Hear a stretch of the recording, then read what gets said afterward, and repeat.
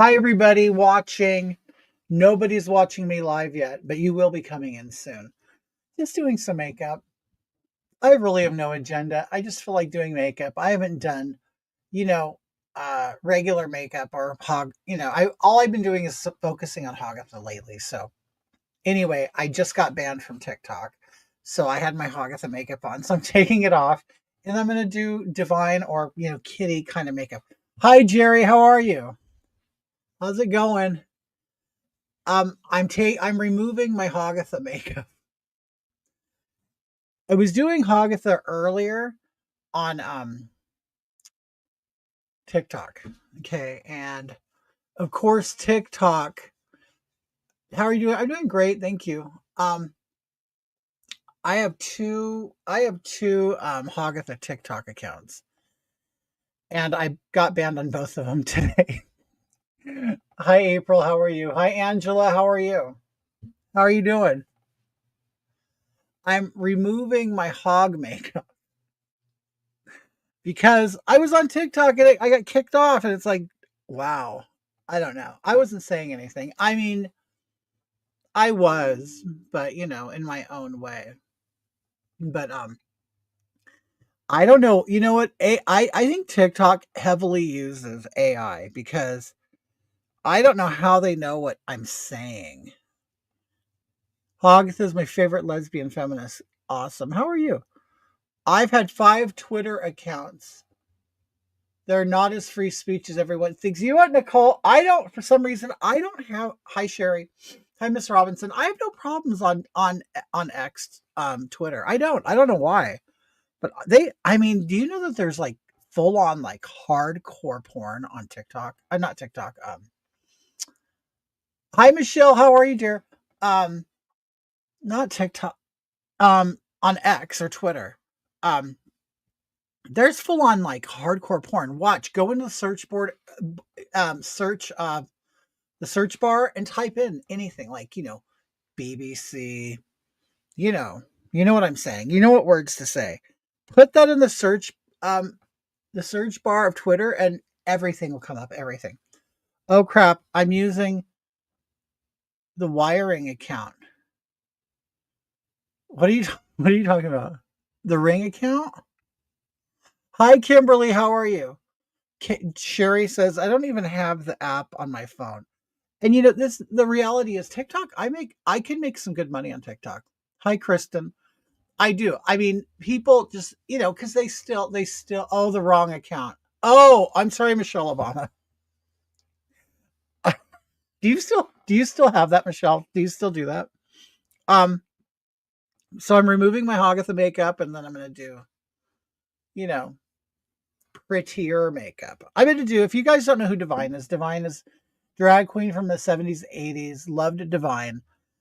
Was all in all the John Waters films. I love it. It's trashy. It's crude. It's crass. It doesn't have to be very perfect or anything. It just but it has a distinctive look that if anybody sees it, they know, oh, that's Divine's makeup. Did you see the boys' vlog? Who do you mean? Are you talking about the boys' vlog? Are you talking about the Welsh guys? My daughter has to do my makeup for a class in my master's. Really? Well, that'll be fun. Yeah, Ursula. Kind of like Ursula, yeah. You're right, Sherry. Ursula was um I shaved and it's really irritating my neck. Oh yeah, they were on a ship though. They went to the Caribbean. Yeah, we were I knew they were texting me from the ship. Divine wasn't homophobic until he met Richard Simmons. Is that a real story? I don't know about that. I love that because I'm going to tell you that. Yeah, I'll tell you a funny story. Of course, a lot of people they know they're gay when they're young. I did, and my grandma took me out to eat to a restaurant in Palm Springs. Really? Oh, it's just a quote. Like, was it like serious? But I'll tell you, there's two instances of my life when I was young where I was like, oh, I don't want to be gay.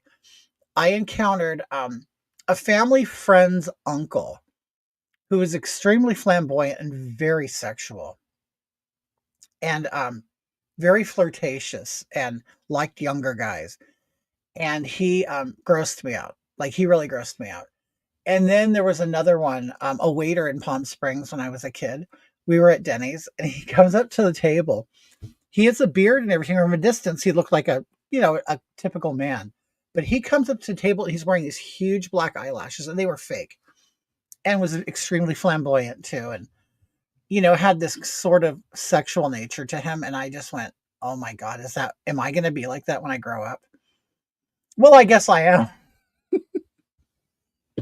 But as a kid, well, not like that, but I mean, I walk around like this. This is my typical attire outside of the house.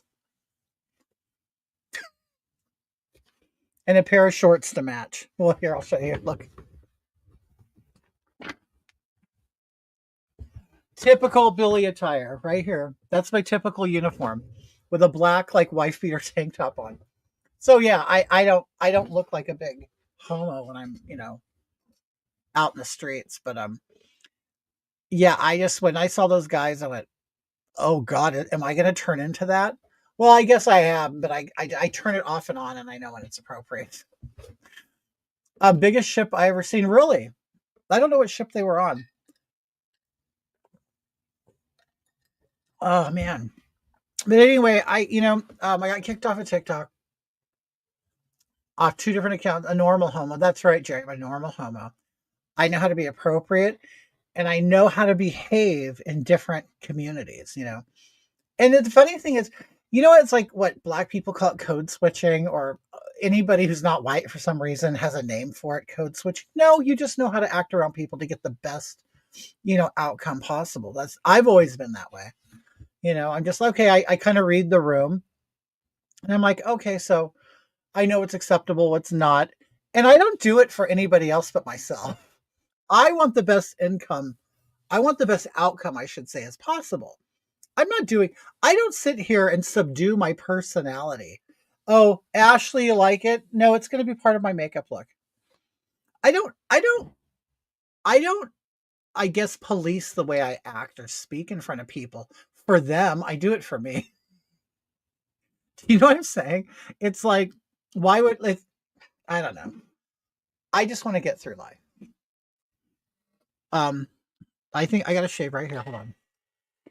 I just want to get through life as easy as possible. Yeah, I don't want any trouble. I don't expect everybody to love me. In and out. Hi. Is it Charlene? How are you? Anyway, I'm just doing a little more shaving. But all of my facial hair is mostly gray now. So it actually just kind of disappears in the makeup. But yeah, I don't go around acting straight for other people. I do it for me. It's like putting on an act. You know what I mean? You're putting on an act to make. I mean, at the same time, you're making everybody comfortable, but you're also making sure you're comfortable. It's like when I was a diesel mechanic. Anyone who doesn't love Billy is stupid. But I used to be a diesel mechanic. So imagine me being a diesel mechanic with all like heterosexual, like very macho men. I fit in just fine. Just fine. They knew I was gay, but I didn't. You could be gay and still not. You guys know what I mean. I have nothing to prove. I have nothing to prove to anybody. Okay. I'm good. How about you? I'm doing great. I was, for a while there, I, had medication problems, but I'm good now. My gray is bad now at 53. Well, you know what, Leola? You can color your hair any color you want, and it should take it. Mandy says you're never pervy, though, in any way. Well, I think it's gross. And unfortunately, that is a big side of a lot of like gay people. They're very, very sexual in nature, I don't get it. Not everybody. I don't want to say I didn't say everybody, but someone will say, you said all gay people are overly sexual. And you know what? I don't care. If that's what you heard, then that's what you heard. You know what? I think I'm kind of going into 2025 not really caring if people misinterpret what I say. I know I'm pretty good at what I say. I think about what I'm going to say before I say it. Of course, I put my foot in my mouth sometimes, like anybody else. But I think I'm going to go into 2025 honestly not caring. Not caring. Uh, People, I mean, believe it or not, okay, I've been doing this since what, 2018, 2019. And I do hold back. I do hold back a lot of stuff. I don't think in 2025 I am. I just have to figure out how to speak in a less offensive way, because I'm going to tell you a tactic. And it's funny, I posted a video of this about on Instagram, and it was about women. Um, like there are women who will have conversations, and this happens in the gay world too. So for some reason, whatever I see happening in the women's world gets mirrored in the gay world. You're going to be talking about something, it don't matter the subject, and someone will say, you know what, I didn't mind what you said, but I just didn't like the tone you said it in. And it's like, but we're not discussing tones of voice right now. We're discussing X, Y, and Z. So what they do is they completely derail your argument because of your tone. And this woman that I was watching this video, I absolutely loved her because she goes, listen, what you're doing now is tone policing. See, you add policing like ick, ist, like homophobic, transphobic, racist, misogynist. Add that, what would you call that, a suffix? At the end of anything. Make it into a problem and then accuse them of doing that problem. Okay? You're from the don't ask, don't tell generation. That's true. I am. I am. And because the reality is, I just don't care if people know. I don't care. Well, anyway, the point is, this woman was talking to this other group of women saying this is just woman garbage speak because now you're derailing the conversation. And this was her, it was a woman. Now, I don't know if I fully agree with her, but she was like in this camp that I just don't want a woman leader. Like it was one reason to be against Kamala Harris. She goes, because women can't get anything done. They sit around and argue about the argument. It's like it's like the argument is no longer about nuclear war. It's now about the way you said it or the way you made me feel when you said it. It's unproductive shit. So it's like, wait, Burger Kingist, I have the right to eat. Right. I'm telling you, make a disease, a problem, a crime out of anything by adding ist, ism, whatever at the end of it. And trust me, it'll work with those people because they hold it. They hold so much value in these words like racist and homophobic, transphobic. The words don't even mean anything to me anymore. It's like, oh, you're just calling me a butthole. You know what I mean? I'm one of those women who act like men. It's hilarious, Jerry, because it's really bad with gay men. I'll tell you, these people just because they know when they're losing an argument or if they don't have a strong point, they then have to attack the way you said it. You made me feel a certain way when you said that. It's like I'm not in charge of your feelings. I said it and I felt great saying it. So I don't know how by the time it reached your ears, it turned into like World War III is beyond me. My ex-husband swore I have high testosterone. I think my ex did too. Well, she was a very, very I never knew a woman so much in my life that would challenge men physically. Like she was a big woman. She was like 5'10", and a sturdy woman, not fat. Well, she eventually got a little chunky, but she's a big woman and grew up with brothers, and so she thought that like she was gonna, get in my face and try to challenge me all the time. And it's like, I want to call her dude, get out of my face because now you're like in this space right here doing this. Like she would actually like, how guys do that? They like kind of go to each other and it's like some kind of posturing. That's what she did. It's like, why are you doing that to me?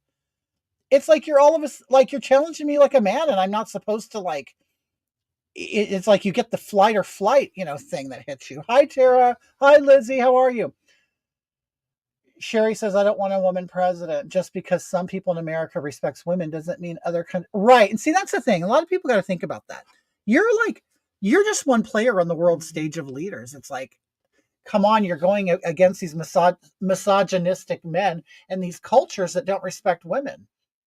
Well, unfortunately, you're a woman, okay? And unfortunately, there are lots of countries in this world that just don't respect that. So how do you think they're gonna look at us? I mean, it's funny. A lot of these people, oh, we're the laughing stock of the world because of Donald Trump. Honey, you think Kamala Harris is gonna make people laugh less? I mean, give me a break. Hi, Susan. How are you? Oh, we're just talking about what were we talking about? Oh, like women being in charge and leaders and stuff, and how I saw this one video of women, talking about serious subjects, and then they all of a sudden kind of turned it into I don't like your tone type of thing. How they'll like avoid the real conversation and mention a sturdy woman. That's right. Hey, young lady, are you in the makeup? Oh yeah, I'm doing makeup. Yeah, I am. I am. But I'm actually going to be, I'm inspired by a man who does woman's divine. BFF Billy Dean, how are you? How's the river? How's the river going on? I'm going to cover my eyebrows. I'm doing this really kind of in a sloppy way, but it'll get done. I'm just gluing them. You put glue all over your eyebrows and then you brush them. I use a toothbrush. The only pussy I like is my cat. That's right. But my cat, I have two boy pussies. Pea soup, women bad. Okay. But I don't know. The world's going crazy. The world's going crazy.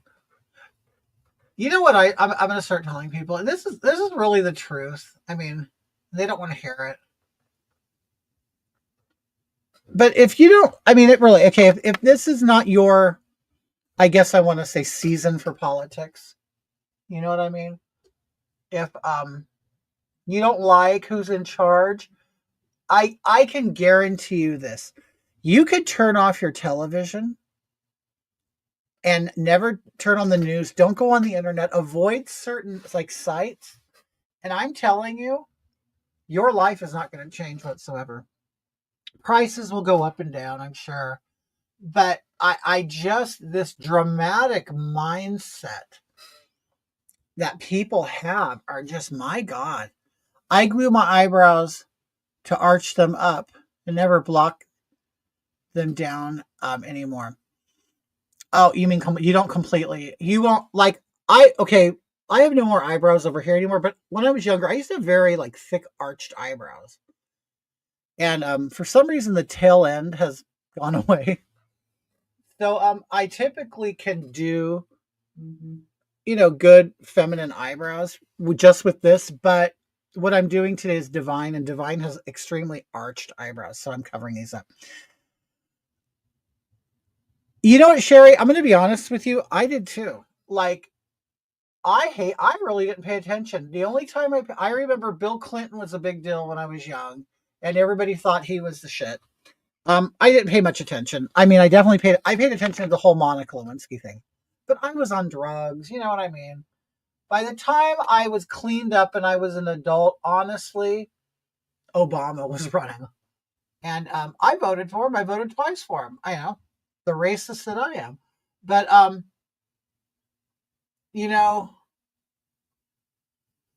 leaders come and go. Okay. Tell Mark we're thinking of him too. Oh, I will. He's walking the dogs right now. Susan, yours won't grow back, but isn't that cool? Susan, have you ever got a microblading? I bet you would like that. Pretty sad I'm 52 and I don't know how to do my brows. You know what, Tara? They sell they have stencil kits. You could find like a perfect eyebrow stencil that you like and try them on and color them on, right? And then all the hair that's not inside of that, just tweeze. Bubba says, I was reading Listen, Liberal, Thomas Frank, and it's like 10 years old and sounds like it was written today. Do you know what? It's funny because I'll tell you a lot of politics, like now that I get older, no, nothing to microblade. No, no, no. It's like a temporary tattooing. Do you know what I'm saying? Hi, Judy. C. How are you? Um, but I'm going to tell you a lot of this. I think a lot of people just honestly, they just it's you know what they do, Susan? They actually kind of use a blade and they etch eyebrows and then they put the color over it and then it kind of sets in and they wipe it off.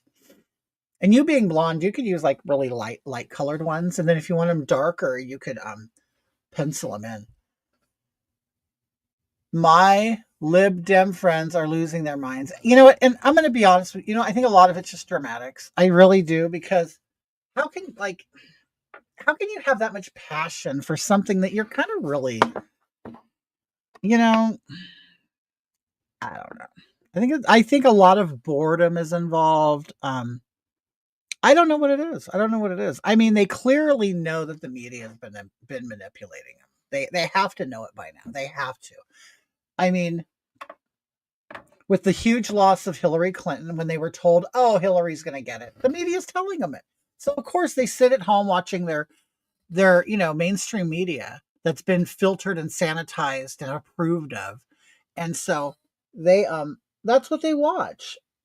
And then you know and they did Kamala did the same thing. They did the same thing with Kamala, artificially inflated her. The funny thing is, the ones who know. It's like, why is it that so much of this country saw it, like, and so many didn't? And that's really and I'm going to tell you, I think there's an element of people feeling fooled, and they don't see that it was their own people that fooled them. Like, you're being gaslit and lied to the whole time. And even now, some people won't admit it. And I don't know, I think it's sad. I do. I've actually gone from the place of like even laughing at it. I mean, well, I do find it entertaining. All the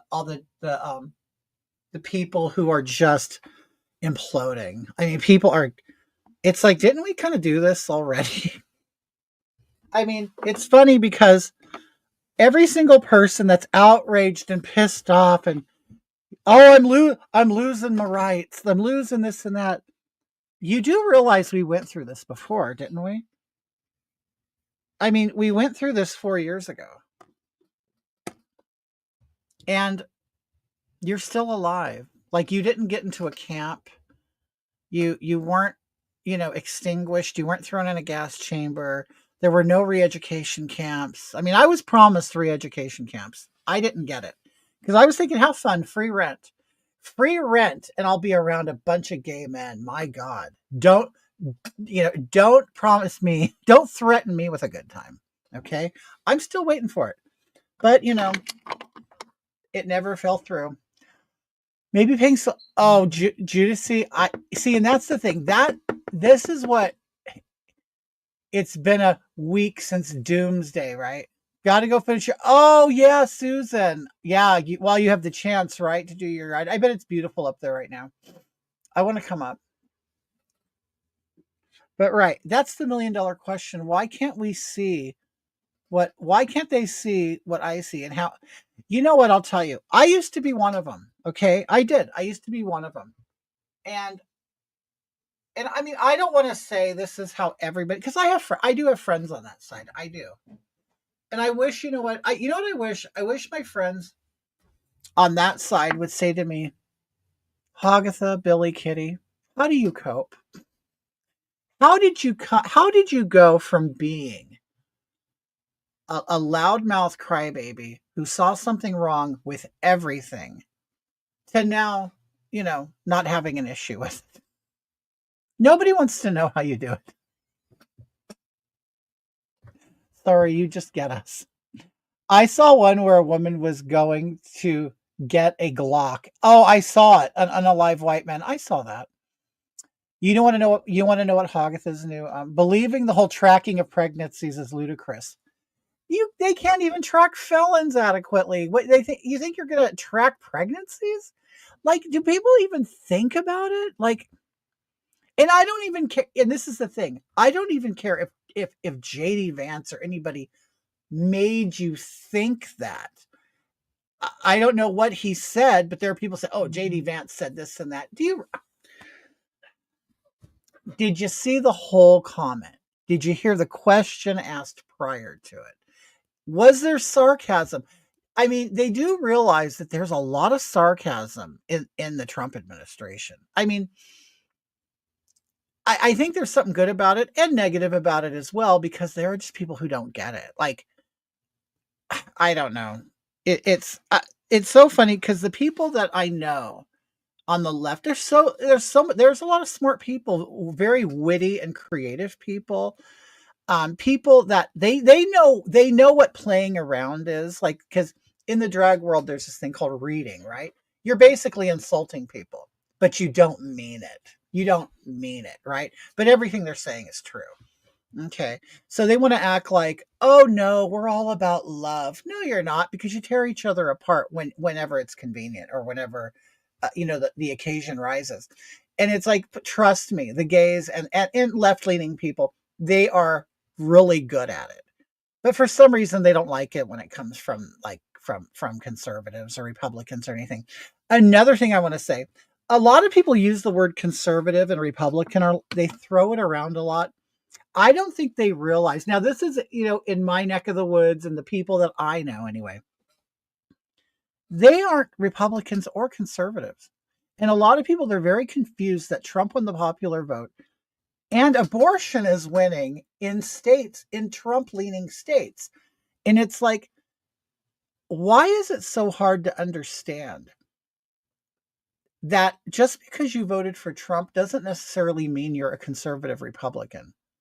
And that's what people don't get. For some reason, it's like they're dumbfounded by that. It's like, just because there are people who vote the way they want to vote, and and it's not, there keeps calling it GOP. No, it's not GOP, it's MAGA. Okay, that's what it is. And what they don't understand is the whole Republican platform is being taken over by MAGA. Okay, it's a whole new party, and I don't think they understand that. I don't think they get that. Hi, Joey. They call traditional liberals Republicans. I mean, it's unbelievable. And I don't know if it's just because these people have like this rigid state of mind. It's like, is that how you are? Because that's what I'm starting to think. It's like, no, there are people. Trust me, I know a lot of minorities, gays, abortion, pro-choice people that voted for Trump. It's not about conservatism and it's not about Republicans. It's about MAGA. That's what it is. And for some people, for some reason, people don't like it. There are Republicans who don't like MAGA and they're completely pissed off because their party is now changed. Okay. So I don't think people realize that. I ain't Republican or Democrat. Right. I'm an independent. Me and Mark are independents. Okay. We just voted Republican because that's where our candidate went. That's it. And there are lots of people like that. And I'll tell you this, as soon as that's done, as soon as this era is done, and if it doesn't change, I'll go back to independent. And the only reason why I went Republican is because in my state, if you want to vote for a Republican, you have to become a Republican. So I think a lot of people really don't understand what's going on. I don't think they do.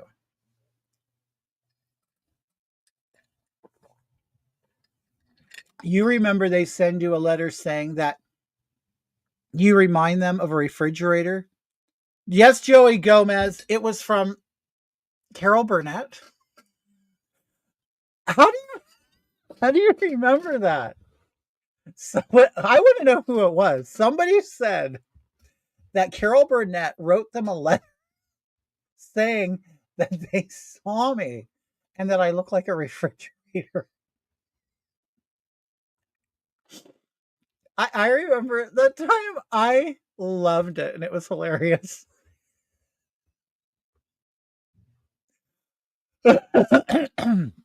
Well, there will never be another election. And the people who say that, I don't think they understand how the United States works. Joey, that was so funny. And the funny thing is, that was pretty early on, wasn't it? It was pretty early, and I love Carol Burnett. And somebody said it, when they said that, it kind of like on a surface, like superficial level, it hurt my feelings because I'm like, what? I really like her. Oh my god, that was so funny. Oh, I'm so glad you reminded me of that. Oh, okay. Anyway, Carol Burnett, the celebrity from the 70s. Yes, but yes, Parrot Miss Wiggins. Yes. Do you want to know what my favorite characters of her was? She played like this old lady with like this straight gray hair that was kind of like a bob, and she wore a hat and she talked like this. And she was just so like uh what's the word? Wait, I remember that. What did she say? No, Cindy, somebody came on, okay, during one of my lives years ago, and Joey Gomez remembers it. Somebody said, or they wrote me a letter, and in the letter, was it a letter that I read online? But somebody sent me an Eunice. Oh, tell me, okay, Amy, am I the only one? I liked Eunice better when it was on the Carol Burnett show. Well, okay, I liked her early on in Mama's Family. But as the years went on, wait, the pigeon lady? Maybe it was the pigeon lady. I don't. Okay, but as years went on, I didn't like the way they were writing Eunice on Mama's Family. I only liked it early on. Something happened. I don't know. And then, she was completely gone. I don't know what happened, why Eunice left the show. But I loved early Eunice better than like later Eunice. Oh, it was the best. Wait, everything was better. Yeah, on the Carol Burnett show. Okay, you want to know another thing me and Mark have been doing? Do you remember, okay, in Living Color, there was this one skit that I loved on In Living Color. It was the one of the girls, and she played a character called Benita Betrell. Oh my god, she played like this gossipy woman living in some like brownstone, like I'm assuming like New York apartment building. Here, here, PG. She kind of sounded like just a lady named Janny, if you remember. Do you remember Janny on here? If she's watching, I know some of you know who she is. But yeah, the Carol Burnett show was I loved the Carol Burnett show. That was like really one of my favorite shows. Okay, let me do my eyebrows. Okay. Now this divine character, I'm at the store and I'm laughing loud. Everybody's looking at me, Joey. You started this whole conversation. I mean, someone either emailed you or you read it. Yeah, it was. Anyway, it was fake. I still don't know. I'm sure it was. But but I've had people, like, I'm trying to think who, like, I've had like altercations with like Kevin Bacon on here. He blocked me. And there was some Arquette. Not Rosanna Arquette, Patricia Arquette. She ended up blocking me. Um, some other people. Who else have I had encounters with? Oh, Michael Avenatti. You remember him? He's a name from the past, right? He blocked me. There was somebody else. I can't remember. Um,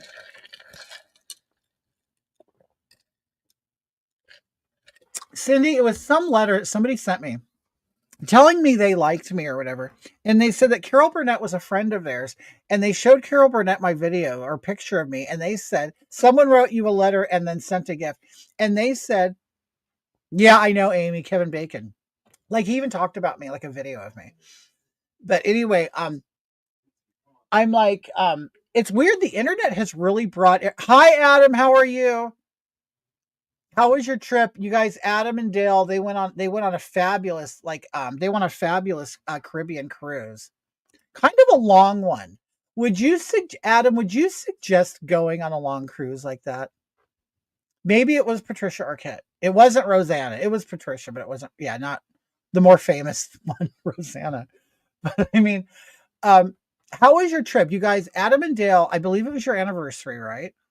They had an anniversary. They went on a ship, cruised the Caribbean and stuff. And it was a fairly long cruise, wasn't it? Now, if you could go, I have Kat Von D's Divine Makeup Palette. Oh, do you really? I got to look for that. I just have this one because I like a certain look. Divine does the blue look. I believe it's Take Me All the Way, Rosanna. But yeah, I like a certain look she does with blue makeup. So Adam, so I know it was a long cruise. I personally would probably go crazy. I had a friend who did a cruise for 2 weeks, and I think he absolutely hated it. From here to Rome. Um, it was brilliant. 15-night transatlantic first episode of the vlog available on. Oh, good. Oh my god, I could probably play some of it, couldn't I? I need to see Kevin Bacon video of him mentioning you. I wish I know I think it's on X somewhere. It was a while ago. I wish I could do good makeup. I can only do nudes. Well, there's like different technique. So a lot of times I'll do makeup and I'll clean it up with. I'll do my eyeshadow to crisp it up. I'll add more foundation to. There's tricks. I mean, but these are drag queen tricks, not like woman tricks. Like you're not going to go to Walmart all fancied up. So Adam, how is the food? Was the food good? Because that's what I would be interested. Because honestly, I'd probably go, oh my god, what? Do they have a casino too? Like, what did you do? What do you do on a ship for 2 weeks? Amy says 3 days is too short for a cruise, but 4 days is too long. I stopped going on them. I've never been on one. You know what I did? I did last year. Me and Mark, we did a cruise around Newport Harbor, but it was only 90 minutes. But we saw all the Christmas lights, and it was really nice because Newport Harbor here in SoCal, all the rich people do their homes and their yachts and stuff, and then they do like harbor tours around it, and it's really pretty. Yeah, did they have crabs? Did they have crabs on the ship? Amy says you basically eat every 2 hours. Well, I bet a lot of people overeat. I would have to stop my Ozempic. I knew a woman who had the lap band who went on a cruise and she had the fluid removed from the lap band so she could eat anything she wanted. Adam says, yes, it was great. They have pubs, restaurants, cinema, spa, glory holes. Susan says, a casino, comedy shows, magic shows. Some ships have Broadway shows. Really? Wow.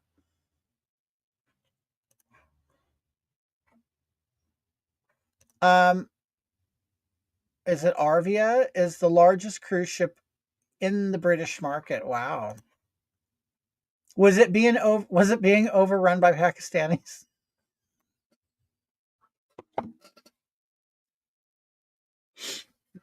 Anyway, so was it a carnival cruise? I hear, I probably okay, if I ever did a cruise, I would want to be on one that had the least amount of children. Because I don't know if I could take kids running around. You know what I mean? Hi, Gay. How are you? Oh, Laura, I want someone to come up with a drag ship and do. Oh, there are drag cruises. There are. Just look up drag cruise. In fact, I think there's one getting ready to go. Amy says Royal Caribbean. I live really close to San Pedro. They'll call it LA Harbor, but it's really San Pedro. And it's we say Pedro, not Pedro, but San Pedro. And you see like Princess Cruise leaves out of like you would see the Love Boat there. Wait, it's a P&O cruise. It was half term, but hardly seen any. Oh, okay. You know what I would want to do, Adam? Are you see the Viking cruises down like the rivers of like Europe and like you could see Switzerland or whatever or Germany, and I would love one of those. And you're like, oh, that's just an hour away from me. It's no big deal. But that's what I would like. I know they're expensive too. Being stuck on a boat is just like being stuck on an ocean jail.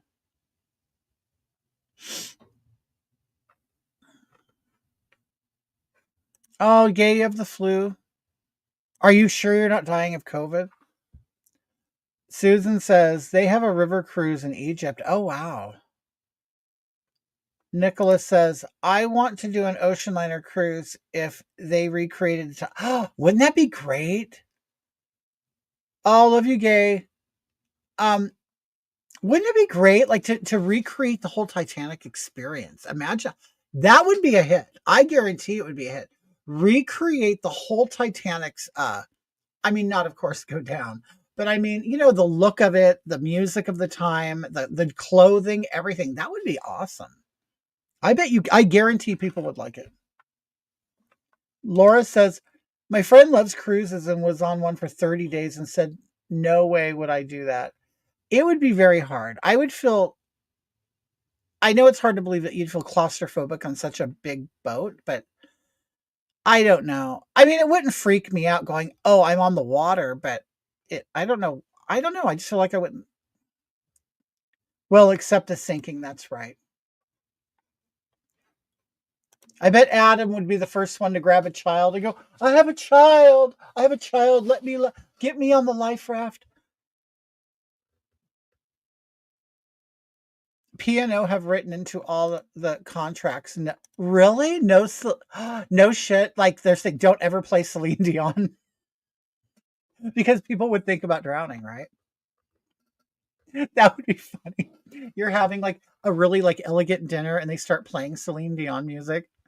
They start playing the Titanic theme. That would be funny. Amy says, "Oh, hi Kay, how are you?"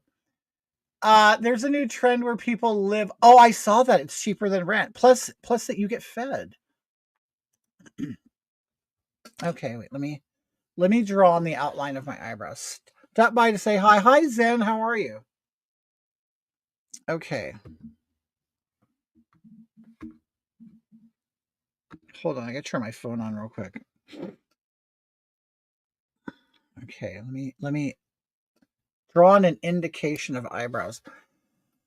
It's just like a hotel that goes to different cities, usually one night at sea, sometimes a few days, like an Alaskan cruise, but the scenery is cool. I think, wait, okay. Kay says it's super cozy. Adam says that residency cruise was in Tenerife when we were there before we left for the Caribbean. Um, so Adam, okay, on a scale of 1 to 10, what do you give your experience on the ship?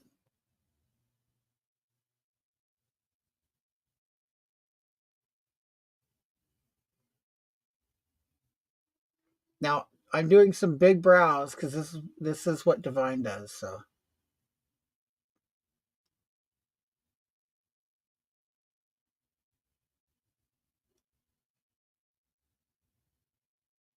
I mean, I'm not going to do it just like Divine, but the inspiration. Okay. You would give it an 8. So if you could change anything, Adam, what would it be? It's more like a city on water rather than a hotel. Loads of options. Was a brilliant experience for us. Was that your first time doing something like that? Hoggy's Van Smith is about to appear. Who's that? Who's Van Smith? What's more GH? What does that mean?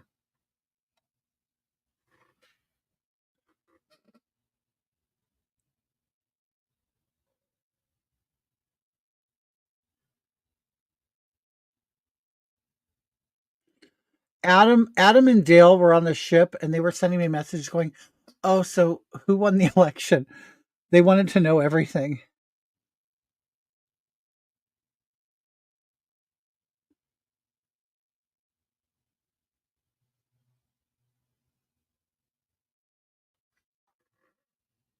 Okay, this is just to give me a guideline of my brow.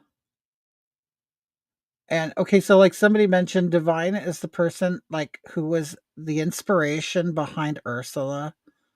So you might see elements of Ursula. You poor unfortunate soul. I said what first? GH. Oh, Glory Hole.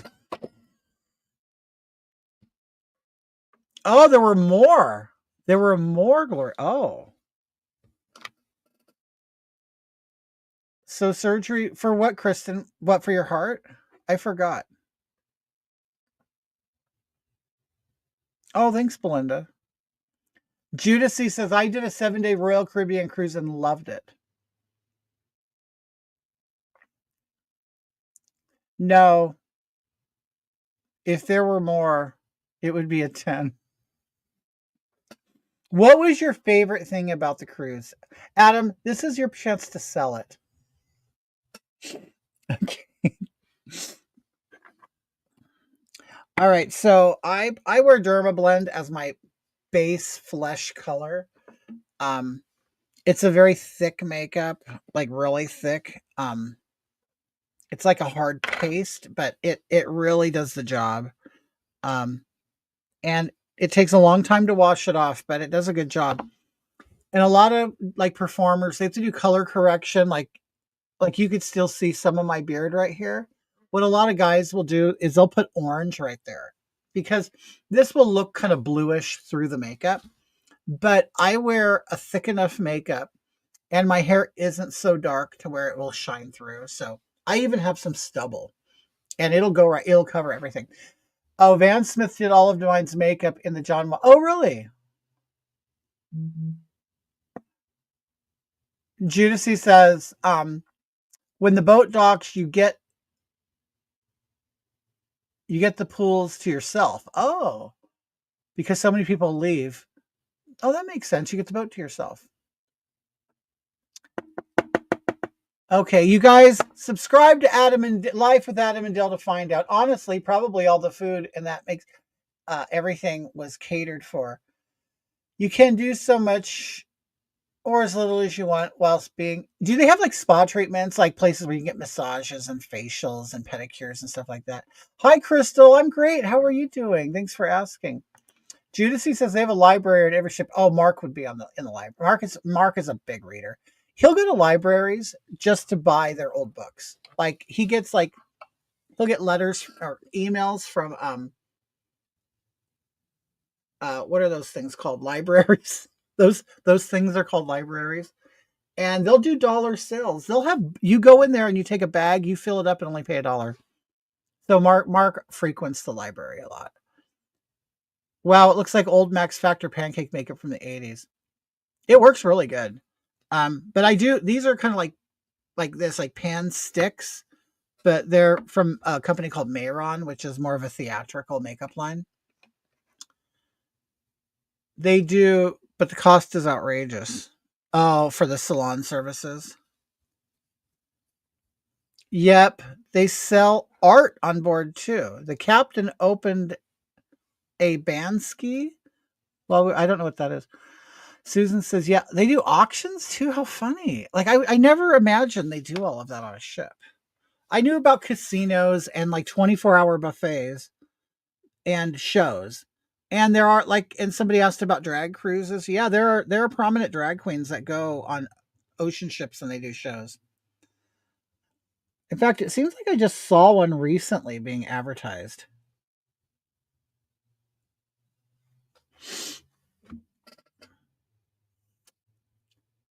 Oh, they have jewelry stores too. Hair salons. Yep. They have AA meetings in the library. Well, I guess if you're in therapy, you can't give that up now, can you?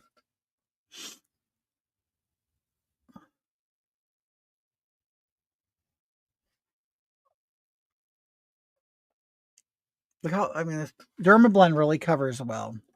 I think it will cover your tattoo. Oh wait, let me see if it'll cover my tattoo.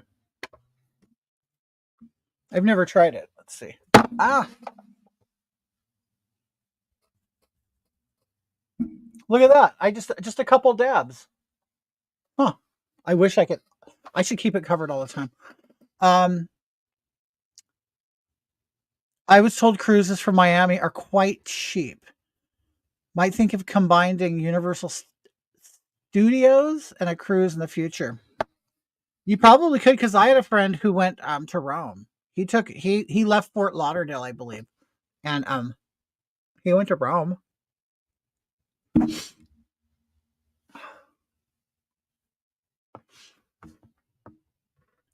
With all the booze on the ship, I'd imagine it'd be quite difficult for some. Yeah, probably. For the drunks.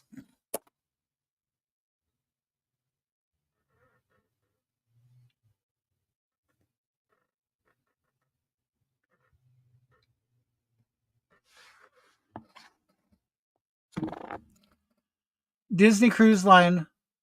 Oh yeah, there you go, Amy. That's a good choice. Adam, yeah, dude, Disney Cruise Line. I mean, it's probably going to be filled with kids and gays and fat Disney women. Have you? Oh my God, you guys, have you seen that? I don't know if I think it's on Instagram or TikTok, but it's basically it's a group of fat women, and they call themselves like the Overweight Disney Club or something like that. I'm paraphrasing, but it's like they go to Disneyland, they show you the good eating places, they show you the rides they can't fit on, things like that.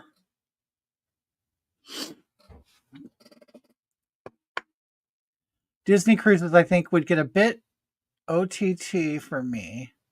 Over the top? Yeah, probably. Yeah, when I get around Disney people, like there's some that are just crazy Disney people. It's like, my God. I mean, I like Disney, of course, but I think at a normal, moderate level.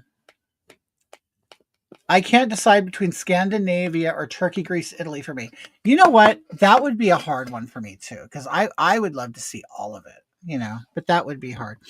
Okay, so far I only did the top half of my face with the fleshy color. Now I'm going to add some white, or what I like to call privilege. Okay.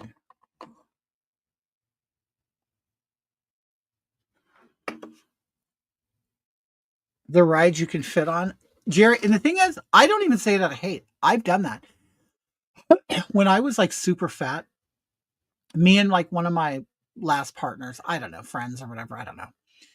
We go to Disneyland or Knott's Berry Farm. We have a place called Knott's Berry Farm here. And it was so embarrassing. I was so embarrassed because I would wait in line, get on the ride, and I can't fit. And I'm like, I want to die. I was so embarrassed. And there were lots of rides. Like there was only like a couple rides I could fit on. And of course, you want to act like you're mad at them. It's like, well, I am a behemoth. I mean, I'm 6'3", 440 pounds. I mean, they got to make the seat I sit into a couch. You know what I mean? And and of course, I wanted to yell "fat phobia." I mean, really, at what size do you stop complaining about fat phobia? Do you know what I mean? It's like when you're the size of a cow, I mean, they don't make rides for cows, they make them for humans. When you're the size of a cow, how can you be mad? I mean, seriously.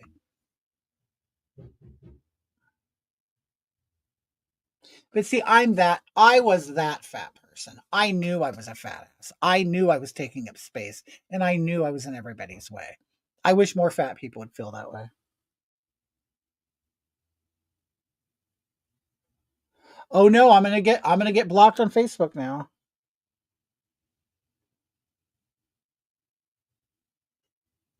Oh no, all the fat people are going to come out. How dare you? You're so insensitive to fat shaming. Oh my goodness. Yeah, you're fat. You know it. And you don't like it either, so shut up.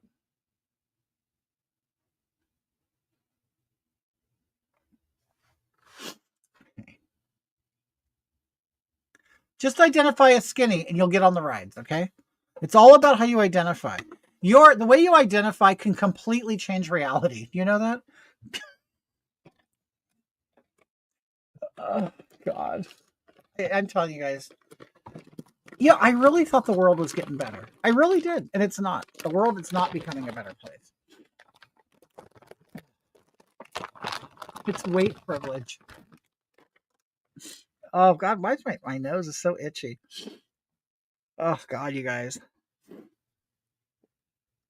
But I'm telling you, the world is falling apart. People are losing it. They are. And you know what I think?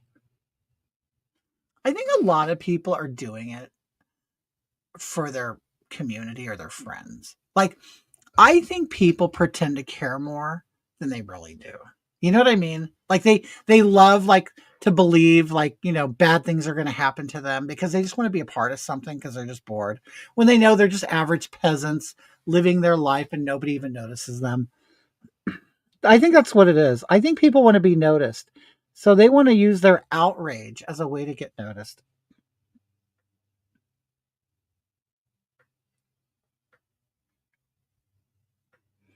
And it's like the reality is these people are just so average and boring and just live humdrum lives. And it's like maybe that's what it is. It's like they need excitement. I don't know. But I think a lot of these people, I'll tell you one thing. I see these TikTok videos of people who are scared and it's like, okay, so I want to understand something. So you're sitting at home and you're mourning. You're believing you're going to be put into a camp of some kind, that you're not going to be able, you know what I mean, to have an abortion. And you're not even fertile anyway. Like you're not even giving birth anyway. Like, well, I'm voting for my friend. Well, why? Why'd you vote for your friend? Why didn't you vote for your household? Like I did. Like I did. Like, you know what I mean? Like, sure, I know illegal people. I do. But I didn't vote for them. I voted for me because I care about me more than them. Like, I don't know. Why do people not vote like for their best interest? I mean, it's like I know heterosexual people who are living their lives and they have a family, things like that. But they're voting because they think gay people are going to be in concentration camps. So they're like, well, I'm voting for the community. I want to save people. It's like, why don't you let them vote for themselves? You know what I mean? Because you're really tipping the scales in an artificial way. Because you're making the world or the country think that these topics of LGBTQ are so important. Like it's so pivotal to the human race. It's like, no, it's not. Just stop it. Yes, relatives so scared for me. I mean, right, Baba, please. I mean, please, I don't need you to care about me. I trust me, I've been taking care of myself for 55 years now. I'm doing a pretty good job.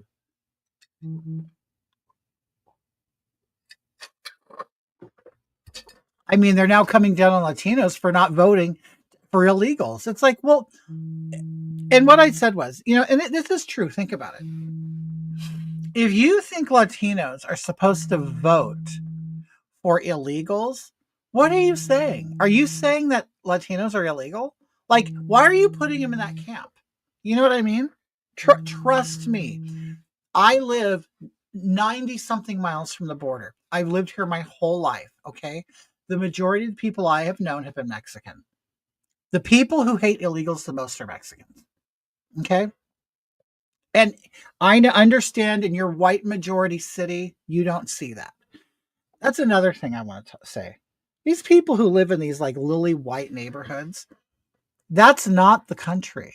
You live in a community, just like West Hollywood, not far from me. It's a complete bubble.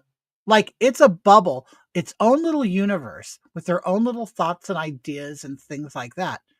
But they think they are like the prevailing culture in the country. It's like, no, dear, I could promise you as a truck driver, and I have been across this country, you are a freak show.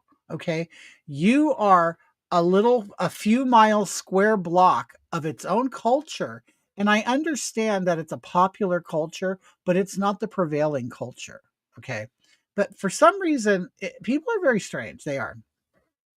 Oh my God, the Latino thing is so freaking racist. Like grown men need white people to tell them what to believe. It's really, what's funny?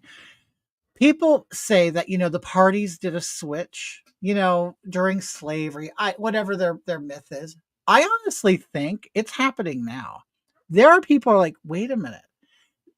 These ideas that the Democrats are push and you're seeing the way they act, you're seeing the way they believe now.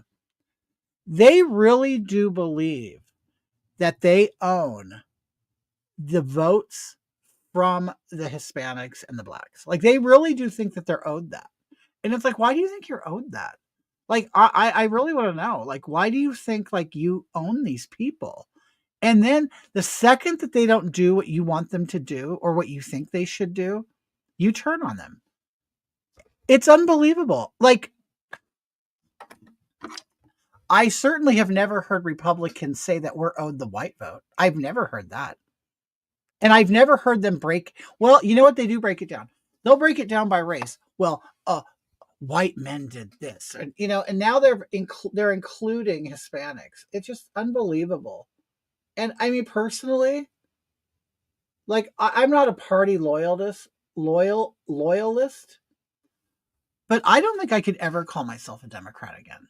I don't think I could. Even if I liked, like, say, a Democrat candidate, I would vote for them, but I would never promote the fact that I'm a Democrat or push it because it's like, nah.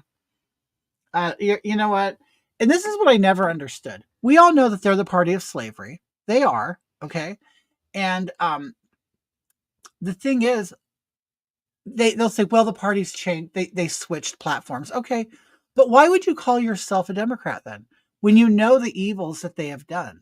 Like you're taking on their name and their image.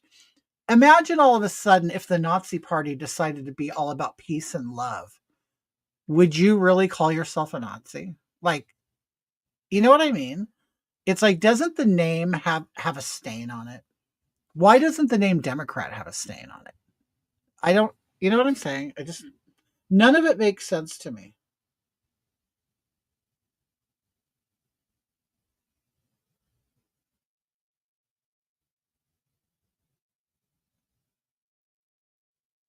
Anyway,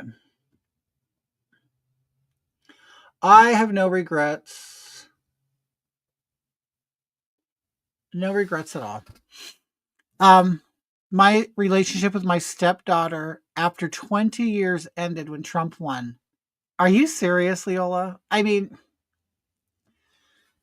okay, it's this extreme mindset. And I get it. I used to do this. Okay, I'll be honest with you. When I was younger, I hated Christians. I hated them because you know why? And I'll tell you, hi, Lisa. How are you, dear? I hated Christians because and I went to church, so I knew what they believed, right? This is what I did. Okay. So when a Christian says, I don't hate the sinner, I hate the sin. Okay. So what I would say is, well, I'm sinning in the sin that you don't like. Okay. So you don't hate me per se, but you hate what I'm doing. Therefore you hate me. And I would do this in my head. I would say, well, okay, so then you must think that I deserve to go to hell. So now I'm dealing with someone who thinks I should go to hell. So you agree with God that I should burn in hell forever. And you think I should burn in hell. So you're saying you love me, but you think I should burn in hell.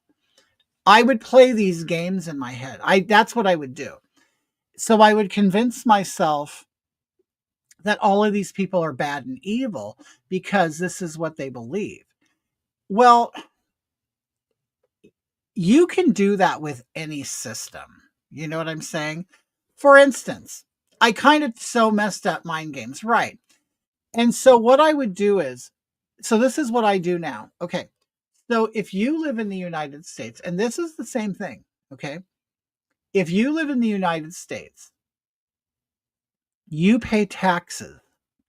You believe that the president is a Nazi and a fascist, right? So you have all these Democrats who think that Donald Trump is a fascist and a Nazi. And if you live in the United States, you're paying him. You're paying him, and all of your taxes are going to pay for his administration and everything that he does.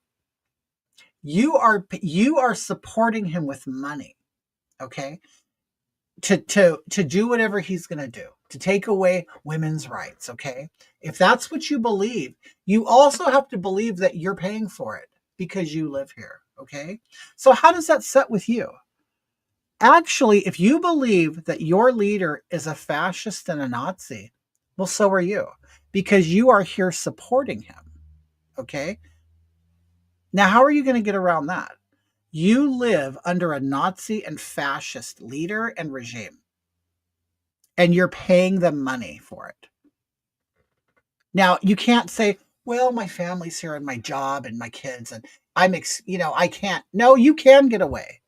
You can get away from it. You know why? Because millions of other people have done it from other countries.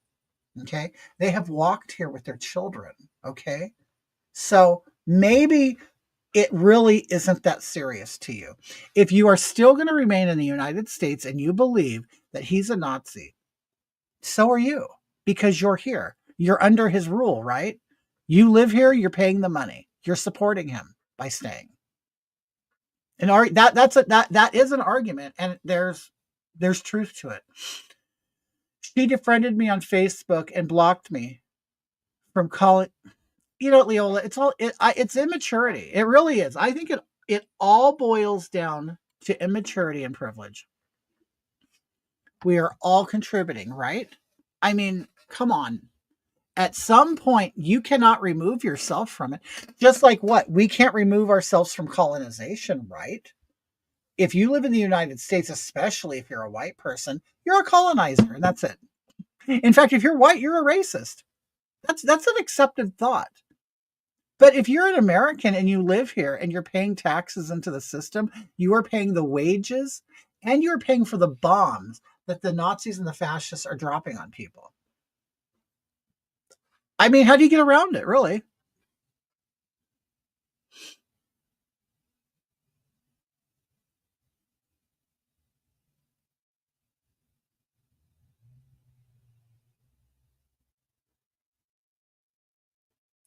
And another thing, do these people really even believe in democracy? If they saw that the majority of these people want this, just like with Joe Biden, the majority of people, some people say supposedly, some people say whatever, but you know what? I've seen people saying that this election was rigged. Now people on the left are going, well, you know what? It's awfully fishy. But they can't, they don't want to come out and say, oh, it was a cheat. Because then, you know what I'm saying? Because they'll be doing what the Trumpers did 4 years ago. Marquina hung over from yesterday. No, you know what? Marquina's very good about handling her liquor. Very good about that.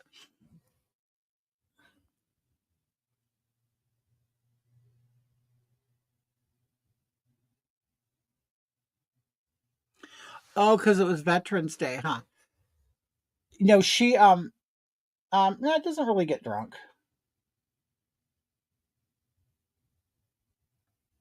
But you know, almost daily Marquina drinks wine. Marquina does like her wine. Do you want to know what, Baba? That people have talked about that there's going to be another assassination attempt.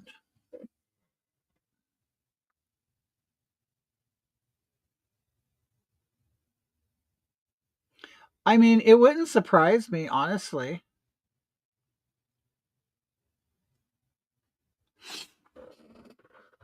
Oh and the Marine birthday, that's right.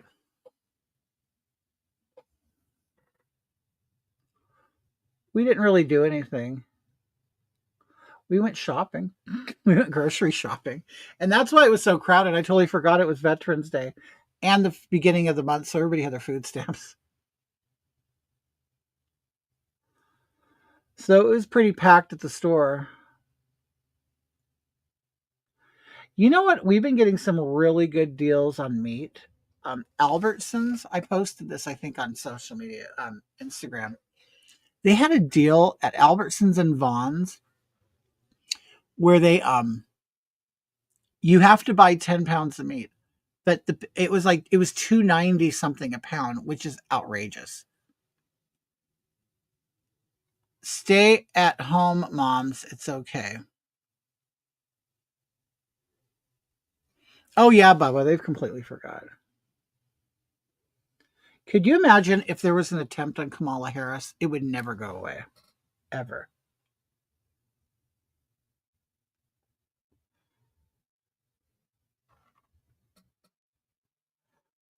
Okay, of course, because I'm talking too much. I'm taking too long. Um. Anyway, so I'm gonna do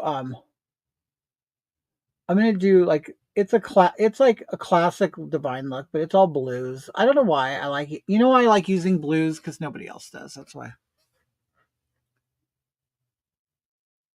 Actually, it's pretty rare to see people use blue eyeshadow. And I know it got like a bad rap in the 80s. And I think people kind of started wearing it again in the 90s. But oh my God, in the 80s, it was like a huge fashion faux pas if you put on blue eyeshadow. Mostly for like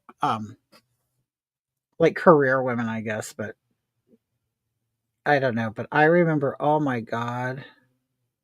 Well, there were some people who overdid it, you know. And then I knew people who had really pretty blue eyes. And like if you know makeup like theory or color theory and stuff, brown looks better on blue eyes because it brings out the blue. You want to use the opposite color. Like my eyes are kind of blue and green mix, so like purples look good. What else? Pink, brown, but blue is not going to be, I guess, the best color to make my eyes pop, but I don't care. But peaches are good with blue eyes. You kind of want to look at the color wheel, find your color, and look at the opposite, and that's the best eyeshadow for you. It also depends on the tone, also the tone of the makeup, because you may be cool, warm, neutral, you know, and you gotta, think about the shade of the color you're using. But of course, I'm doing a completely outrageous look right now. The challenge for me when I do makeup is my brow bone. You see how it goes straight down and then it stops and bumps out because I'm a man, of course. And Sherry, yours are green and bluish. Yeah, like mine will change colors. You know what I mean? Like sometimes in the morning my eyes are really green, and but it also depends on what you wear. Okay, I gotta stop doing this.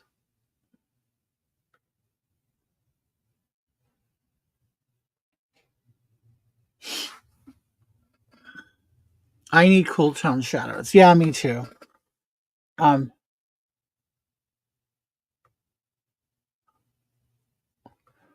there's this person I follow on. I want to believe. I think it's TikTok. They're really good. They're at like England, I think, but they're really good at color with people. So they'll put like people in a chair and they put all these scarves on them, and like one will be warm, it'll be the same color, but one's warm, one's cool, and it does a good job of showing it against their face, and you can really see what looks good on people. One thing I've been told, and it's true, that just because you like a color doesn't mean it looks good on you, and that's true. The colors that look good on me, I traditionally don't like. You have brown eyes, right? So you could wear really anything. I mean, the opposite of brown, like okay, like you could wear blues. You could wear brown eyes sometimes have like undertones of like red or amber, or yellow. You could play with those colors too, but kind of brown eyes are like kind of like universal. You can kind of do anything. But let me see what would like you could wear like yeah, listen, you could wear really anything. honestly. But it also depends on your skin tone and all that stuff. But you can tan well. You probably are more of a warm color. I mean, from your picture's this little, so you look kind of tan. Um, there's so many warm shadows that are in the same. Oh, and some of my palettes, but I can't wear them. Yeah, it really is kind of hard to find what's best.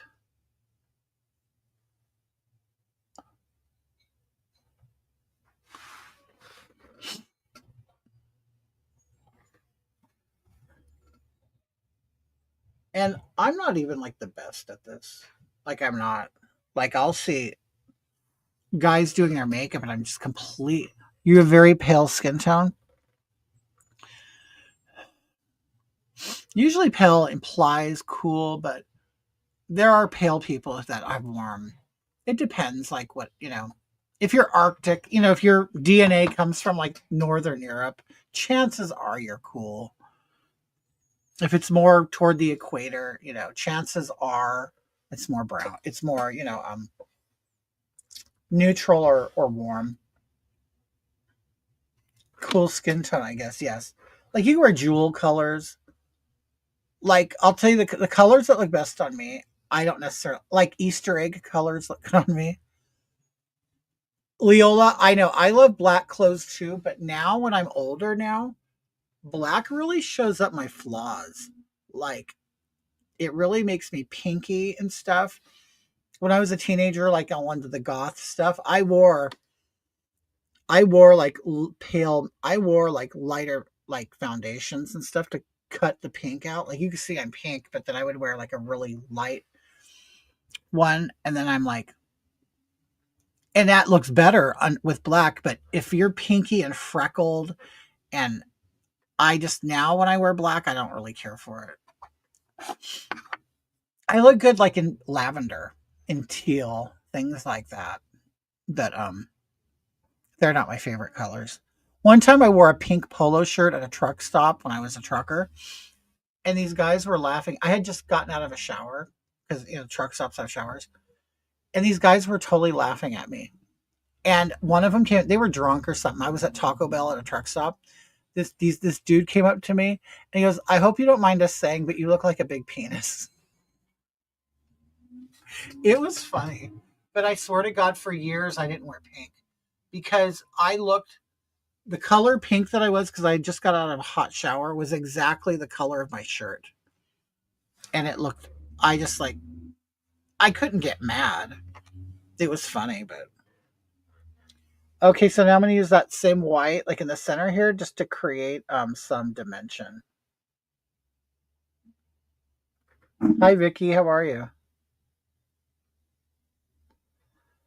So this is like to create more of like a rounded forehead rather than the square one that I have.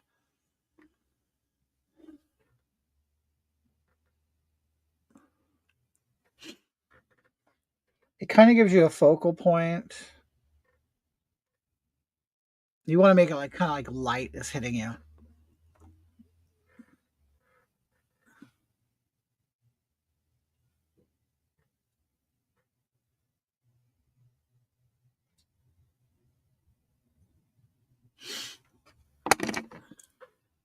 And this is like totally white, but I'm gonna put a powder over it. You know what I mean? That's gonna be more of a fleshy color. So it'll just this will just be a bright spot underneath the powder. Okay.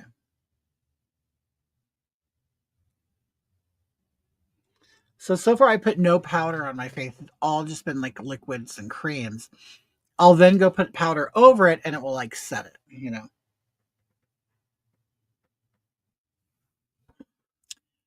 I'm still a little goth yet in some ways. I wear black all the time. Like this is I don't know. I wear black tank tops all the time. My shoes are black. I do wear black a lot. I just try not to wear it like right up against my face.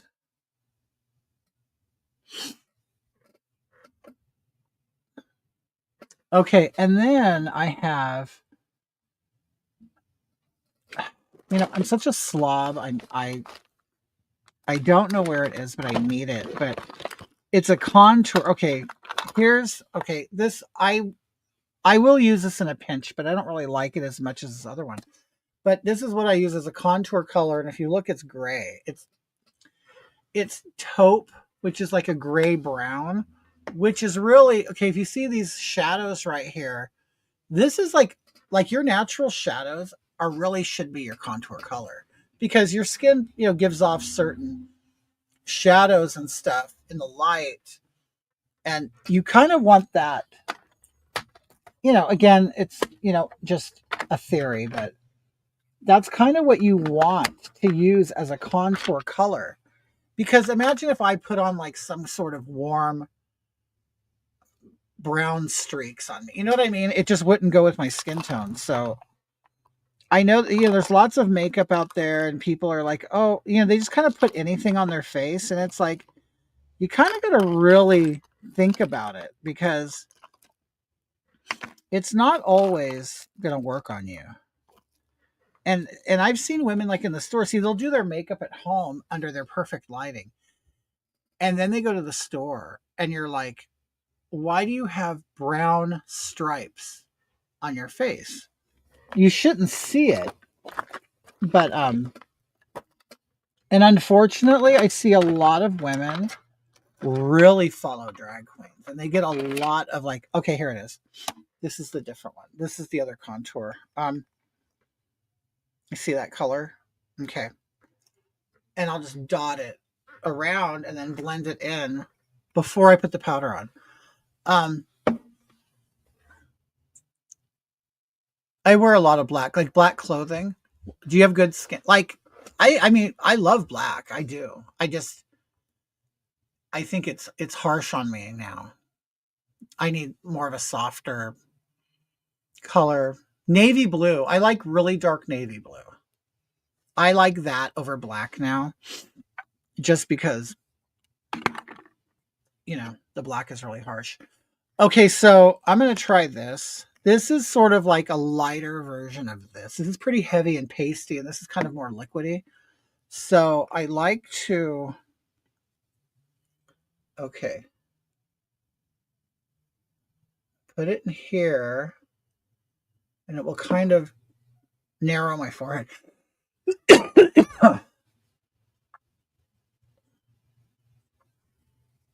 Now, this won't be the final color. This will kind of just be underneath the powder.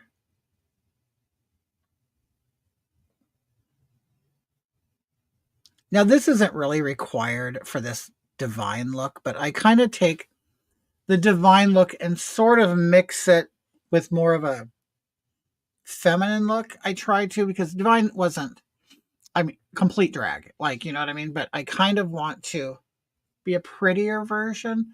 Like these eyebrows, if I was really truly like, I'm going to play the character of divine, these eyebrows would go like this. I'm kind of softening it a little bit, but still have some severity,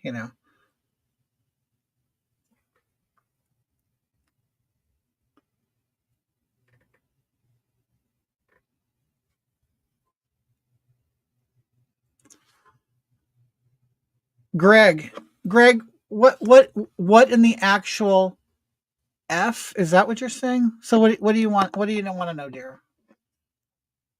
I'm here to answer all questions. Don't be afraid. I won't bite. And I'm not easily offended. So what would you like to know?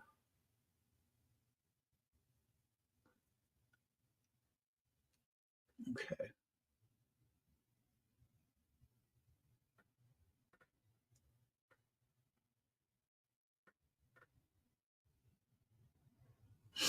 Okay. There's warm tone bronzers and cool tone bronzers. Yep. I found an awesome cool toned one by Maybelline. The compact with blush bronzer. Oh, see, those are great when they're all in one.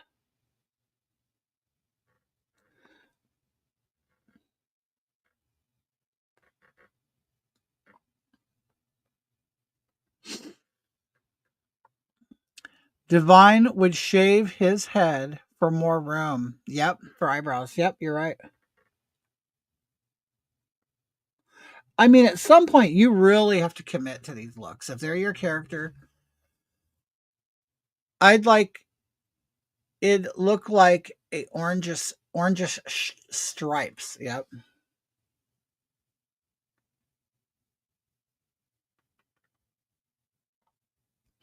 Okay.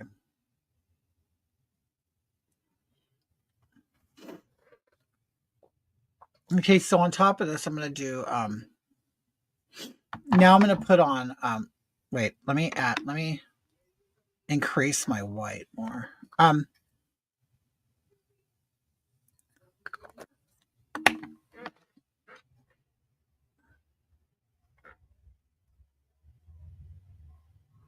You know, it's funny when I'll look at Divine's makeup and it really isn't very polished makeup. And I think that's why I like it, because I don't know. It's like they just don't take it too seriously. And you know, it's a man, you know. Like I know that I could never look like a woman. You know what I mean? And I guess that's what I like about drag. I'll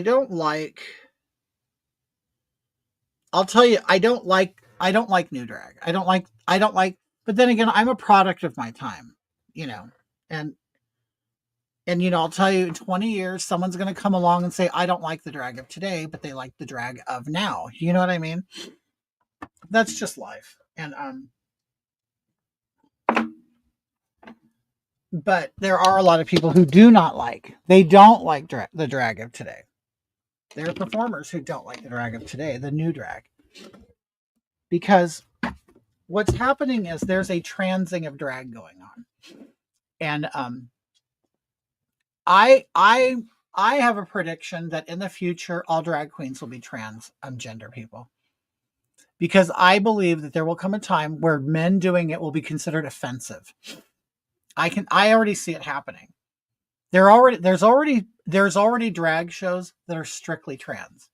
Okay. So pretty soon you're not going to see men doing this anymore. I guarantee it. I guarantee it. It's going to be considered offensive. The funny thing is, even though there are some biological women who think it's offensive, they don't take them seriously, but they're going to take trans people seriously. They're going to say, you're right. See, because I think what's convention, not all trans people feel this way, but there will come a point where trans people are going to say, well, you know, it's offensive that you're a man dressing up as a woman. You know, you're taking opportunity away from us. It'll be something. Trust me, it's going to be something. But I do believe, see, I'm from like the thought of, you like drag of the 90s. I like, for me, the magic of drag for me is knowing that that person on stage with the big boobs, the big hips, and the big ass, and the big hair, and all the makeup, you look like an exaggerated woman. You're playing the character of a woman. You're not trying to be a woman. You're exaggerating the form and the makeup and the movements and the attitude of a woman. Okay. And I believe it was RuPaul who said it. I don't like the way RuPaul thinks now. I liked the way RuPaul felt in the past. That I think it was him who said it. That drag it's the art of taking. I'm your vintage, and I agree. It it's what it is. It's a man dressing up in the character of a woman, a cartoon woman. And you're basically taking everything about a woman and turning the volume all the way up. Some people kind of understand it when you say it that way. I'm not trying to be a woman. I'm not trying to be a woman, and I'm not trying to replace a woman. I'm basically honoring women. And it's just fun, and it's theatrics. Hi, Tim Beers. How are you? What's happening now is a lot of these performers are people who think they're women rather than a man who knows that they're a man. They're just like the theatrics of drag. They like doing it. But most of the men that I know who do this, it's a chore. They like the creative outlet of the art of it, but it's a chore doing this. And once they're done, they come off stage, they go backstage, and they take it all off. Okay. Many of the people today will live as women and then put on extra eyelashes, wear a bigger wig, do more severe makeup, and then perform. For me, that's like not the magic. Okay. The magic is you shaved, you put on, you spent hours doing your makeup, you're a man, and you are doing everything through costuming and prosthetics to make this cartoon of a woman. Where now a lot of these guys are getting their lips blown out, they're getting breast implants, they're taking hormones to soften their skin, and they're getting their hair removed. For me, when medicine and a doctor turns you into a woman, I don't think that that's drag. I think drag is when you are a man who waxes, who shaves, who plucks, who tweezes, who hides it, who shave. I mean, there are guys who are very committed to the art who will shave their eyebrows off. Okay. I used to do that. I don't do it anymore, but it's like, I want to see you be a magician and create this illusion. To me, that's what drag is. Going to the doctor and getting big lips and a big ass injected into you is not drag to me. It just isn't. Yes, that's what makes it magical. Right. It's like you're seeing the work. You know what, to me, it's like you invite people over for dinner. And then what you do is you go to a restaurant and get food catered, but yet you told people I'm going to make you dinner. And then they come over and then they take credit for all of the food that they're serving you, but they didn't make any of it. That's it. To me, that's kind of like what it's like. You didn't make any of this food, but yeah, it's great. It's good. I like it, but you didn't make it. So yeah, I mean, I don't know. To some people, I overthink it, but I like drag. I like the art. But there's also an argument, and I admit this, that drag in its essence is misogynistic. I believe that. I do. Because the history of drag, I agree with you, XYZ. I think RuPaul at first didn't ruin it, but then he ruined it. And I'll tell you when he ruined it. He ruined it when he caved in. And there used to be a segment on RuPaul's Drag Race in the first several seasons where there's like a drag workroom and everybody's standing around. Then a TV comes on and RuPaul will come on and give you a challenge. They used to call that segment she-mail. Okay. Like email, she-mail. Okay. Because they do everything. They speak everything in a feminine way. Instead of history, it's herstory. Okay. So she-mail became offensive because transsexuals at some point in history were called she-males, like in the pornography world and stuff like that. Then for some reason it became offensive. So RuPaul was like, at first stuck to his guns. He stuck to his guns and he said, well, no, but then he caved in and then apologized for it and took the segment off. So everything became very sensitive to the transsexual world. Okay. Where drag is fun, it's comedic, it can be insulting, everything. They sit around and insult each other. But for some reason, they had to remove that. And RuPaul at one time did not believe that transsexuals should be on the show.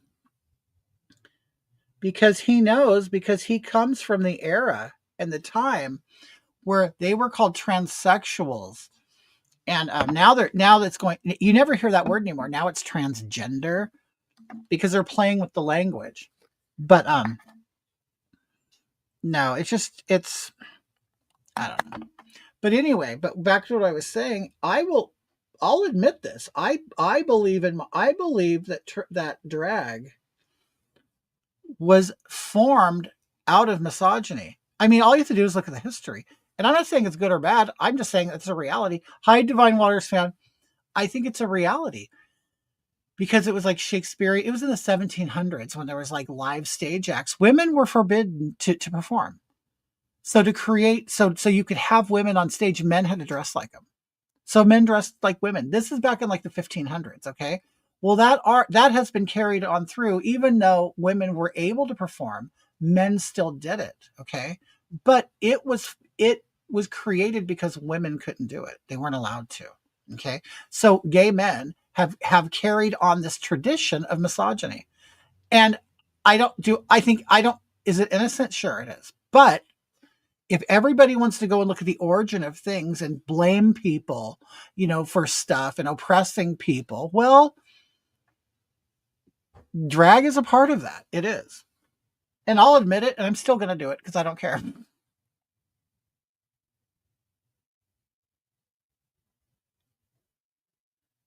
I mean, you could still understand that and still not be mad at it. You know what I mean? I mean, you could be mad at slavery, but don't you want one? Me and Marquina would love to have a slave. Okay. Hi, Hoggy. I love that pig mirror. I do too.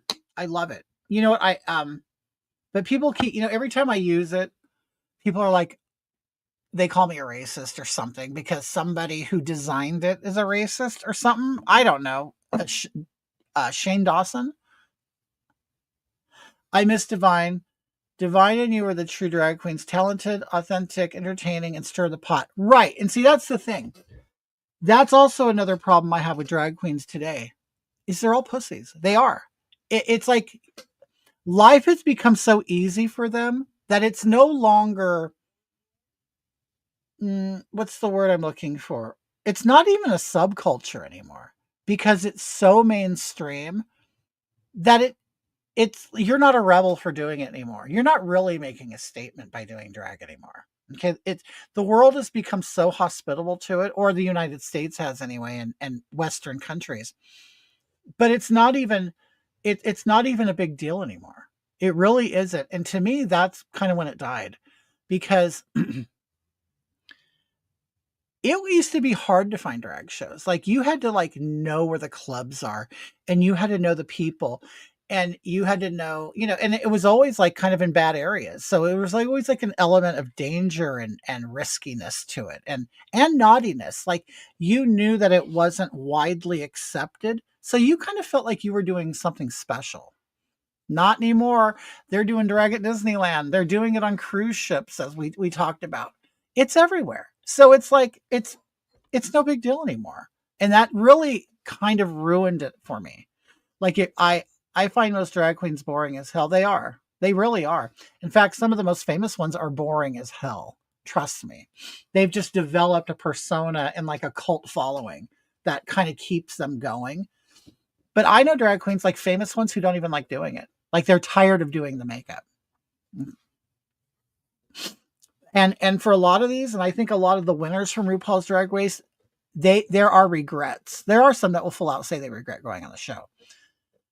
I'm glad I got to see 80s drag trashy and hilarious. It is. It's like now it's Disney drag now. That there's nothing that pisses me off more is when I see like drag queens catering to children, and it's like it just seems gross to me because it's like you do realize that when we were coming up and we went to the clubs, like I'll see 40, 50-year-old drag queens performing for children, and I'm like, doesn't that kind of mess with your head a little bit? I mean, when we do it, we're doing it with adults who are drinking and half naked men dancing. It's like I don't understand how you feel comfortable translating that into like a childish environment. I don't get it. Right, Jennifer? I don't get like I'll never understand it. I'll never understand it. Sure, at Disneyland, is there a man in the Minnie Mouse costume? Chances are yes. But that doesn't become the focal point. You see Minnie Mouse. Now, if there was a man who dressed up, say, let's just say he was a gorgeous little guy, and he could pull off Cinderella, go for it. But you don't make the Cinderella a drag character. You make it Cinderella. It's not about the man in the costume. It's about the costume and selling the fantasy to kids. Okay.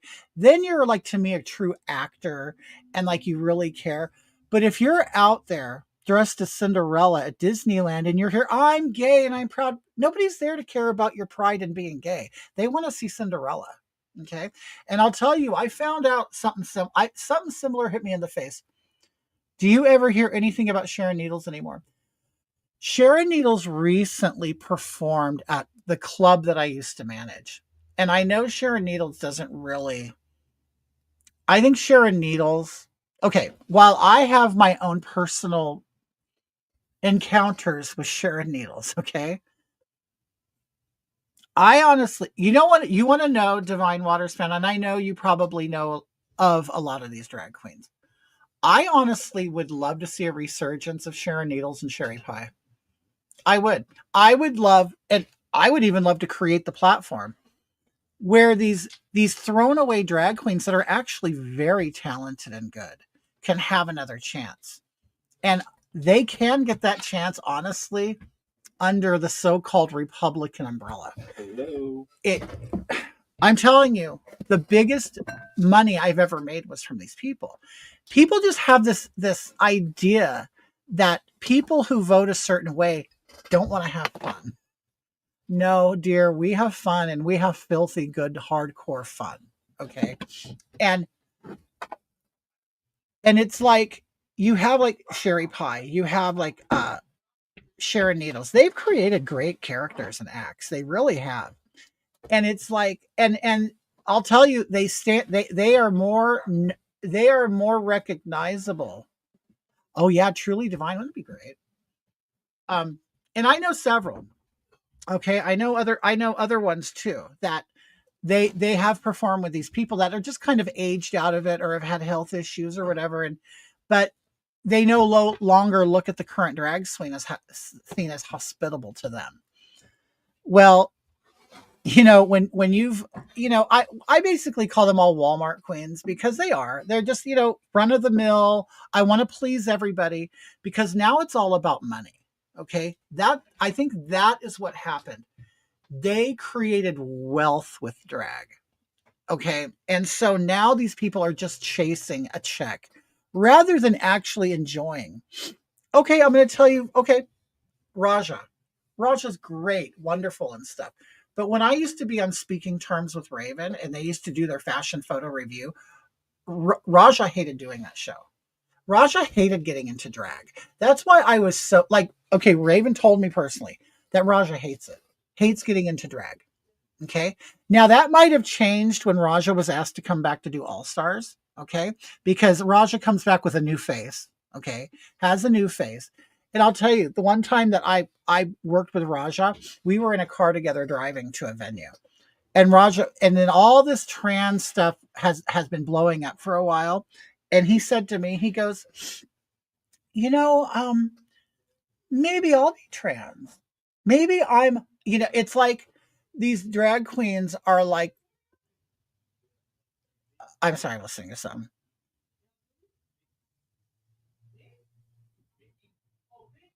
Oh, so some of these people, it's like they're now taking the current drag and gay culture and trying to apply it to their act or to themselves. Jackie Beat's another. Loved Jackie Beat. Loved Jackie Beat. I can't stand him now. I can't stand him because now all of a sudden he's 60 years old and now he's a vegan and he's posting recipes and he's telling people about the current. It's like everything's about being a vegan. It's like, dude, nobody cares. Like why are you becoming the vegan that everybody can't stand?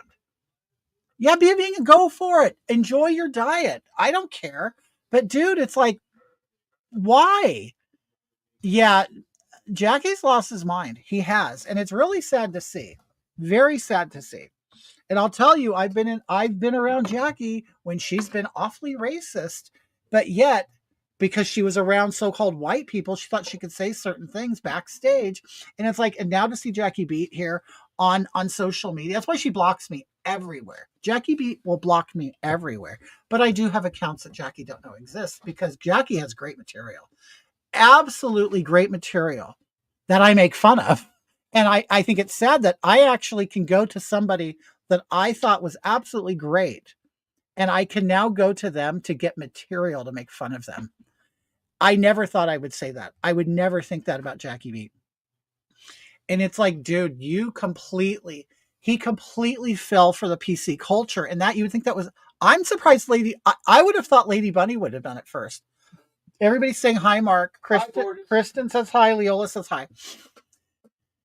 And they're contemporaries. They're like the same age as RuPaul. You see, so RuPaul has become the big corporate capitalist queen who's completely destroying drag on her way out. That's what she's doing.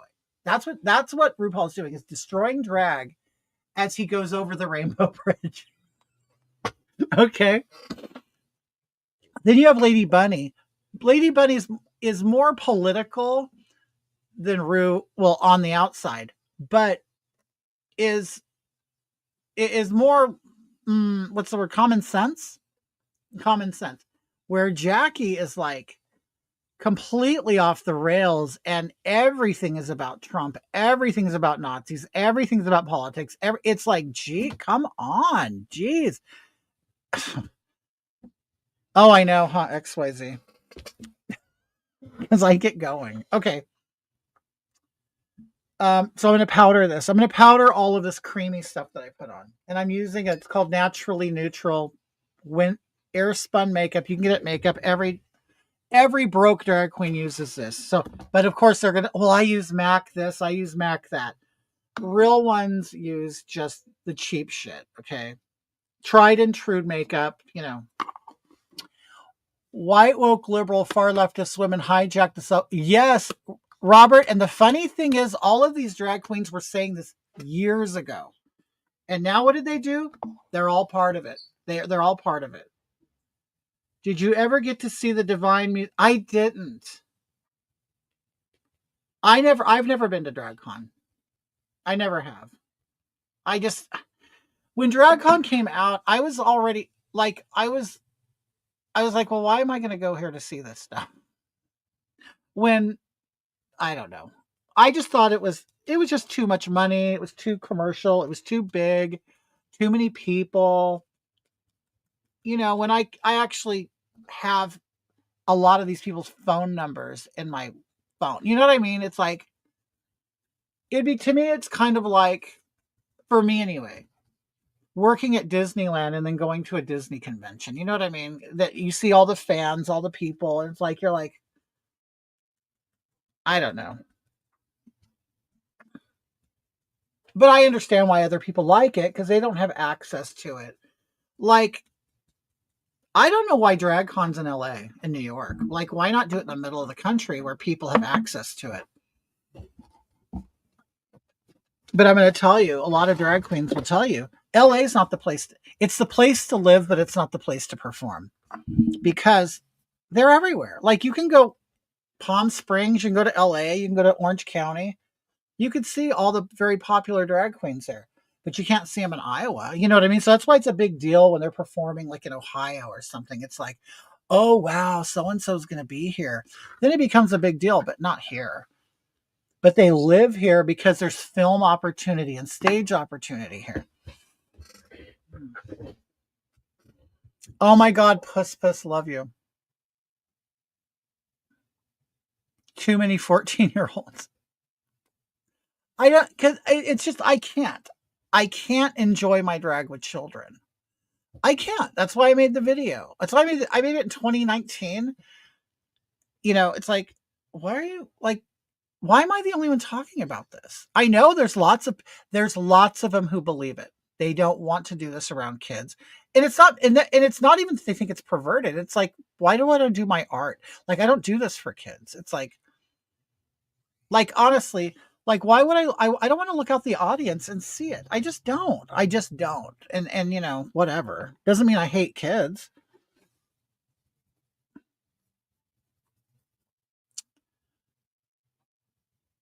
Tom Hanky, Trump is trash. Okay. Honey, we know. We know. You know what, Tom Hanky? It's not very edgy. It's not very edgy. It's pretty common. I keep waiting for RuPaul's Race Autism. Oh, Bubba. Well, you know what, Bubba? I'm sure that somebody at some point is going to be doing their makeup in the mirror in the workroom going, I have to tell you all something. I have autism.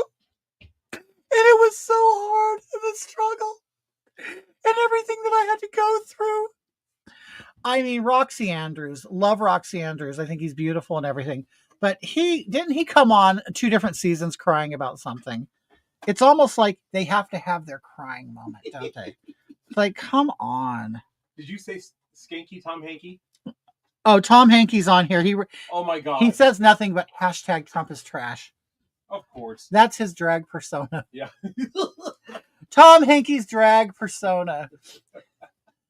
Robert says, Hoggy, love you, because when I first came across your channel, I was like, holy crap, finally someone who gets it. It's like, and how? I don't know how people don't get it. I don't know. Do you remember, okay, when the phrase they drank the Kool-Aid came into popularity? Yes. Okay, that was Jim Jones, right? Mm-hmm. Yeah. Okay. Well, see, the cult member Jim Jones. Yeah, the people you're talking about, they literally drank the Kool-Aid. Well, not only they drink it, they love the flavor. They love the flavor. They love the flavor of it. Oh, this is delicious. Puss. Then another queen will one up the autism and cry that they have webbed toes and one testicle.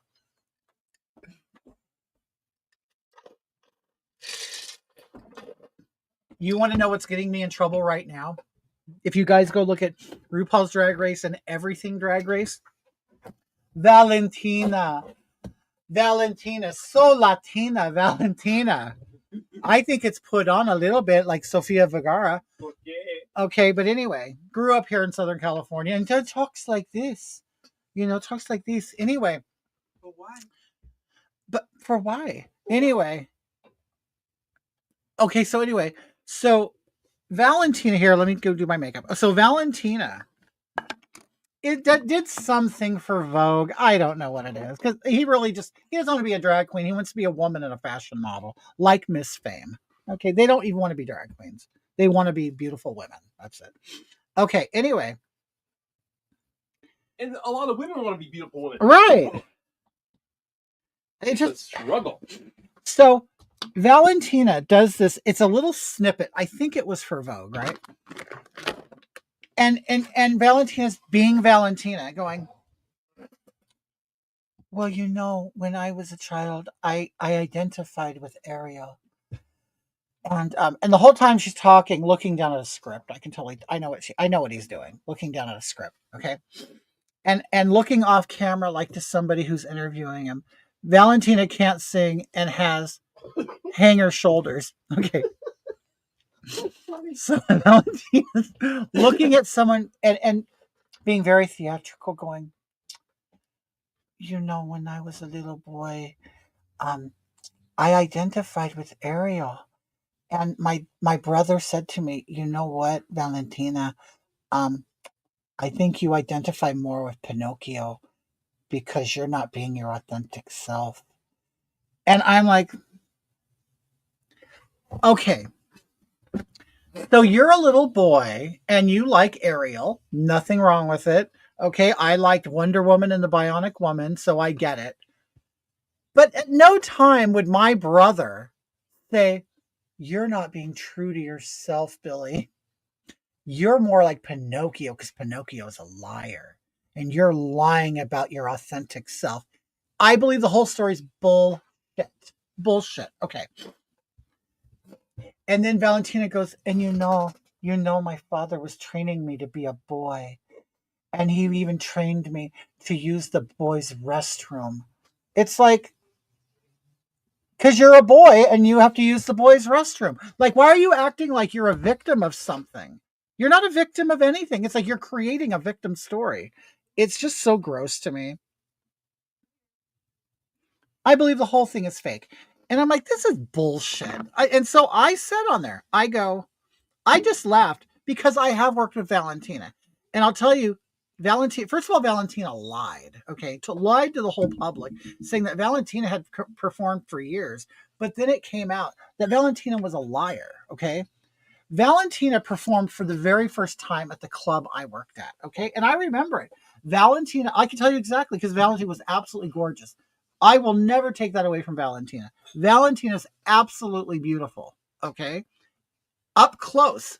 Not every drag queen looks good up close. They actually look horrible up close. Valentina, no, flawless. Okay. I'll never take that away from Valentina. Valentina's a liar and Valentina's phony. Okay. So Valentina performed at the club, saying, "Wait,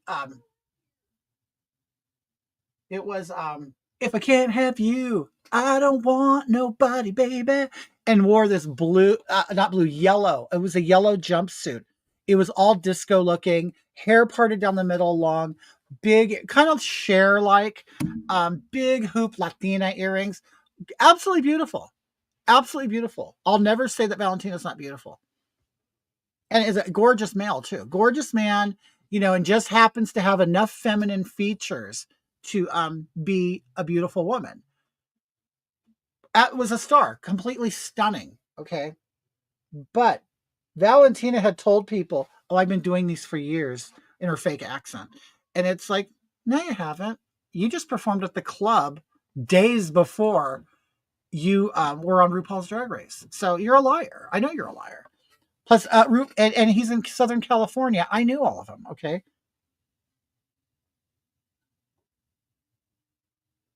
Anyway, so that's why when I saw him on Vogue doing that, I'm like, "You're a liar," and everybody knows he's a liar. Only beautiful on the outside. Exactly. Drag is not. It's not a sexuality. It's a costume.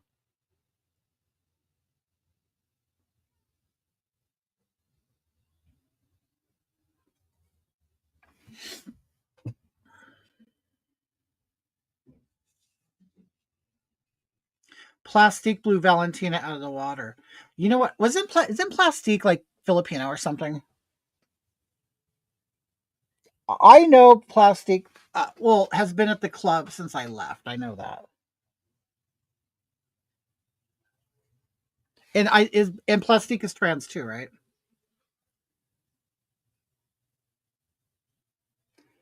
But Puss Puss, okay, Sonique.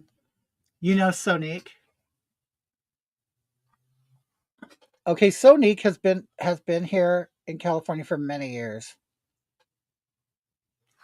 Hello from United Kingdom. Hi Ryan, how are you?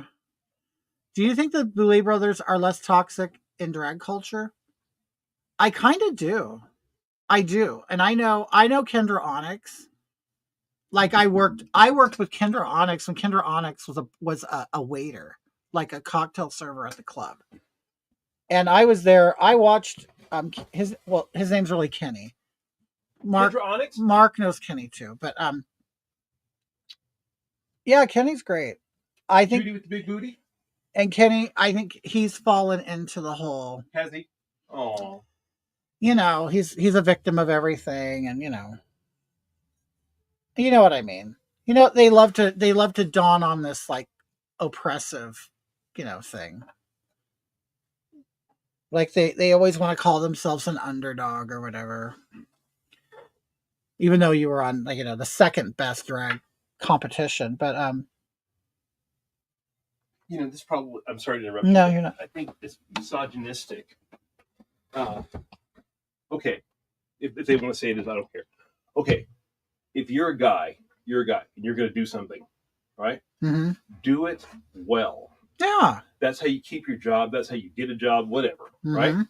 Okay. Even you're a janitor. You're a good janitor. Right. But you can be this broke drag queen, no. You're supposed to get better at it. Yes. There are some who don't get better. I'm great, Ryan. How's the UK doing? How you guys doing there? Huh? Okay, now what I'm gonna do is I have all that white on. It's basically going to call baking. Well, it's baking enough. Okay. Okay, so now I'm gonna put blue on. I'm basically just gonna cover everything in a light blue to start out with. But yeah, Boulay Brothers. At first, when it came out, I was like, "Oh, this is a knockoff of RuPaul's Drag Race," but it was different enough to make me watch it. Who else did I know on there? Frankie Doom. We're not friends, but I know a Frankie Doom. He was also.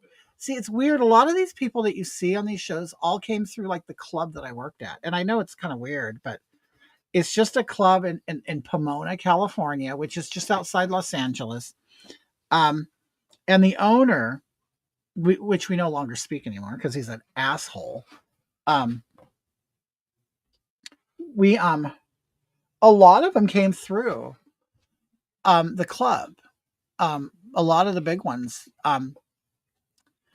But back to Puss Puss. We were talking about Sonique. Okay. Well, Sonique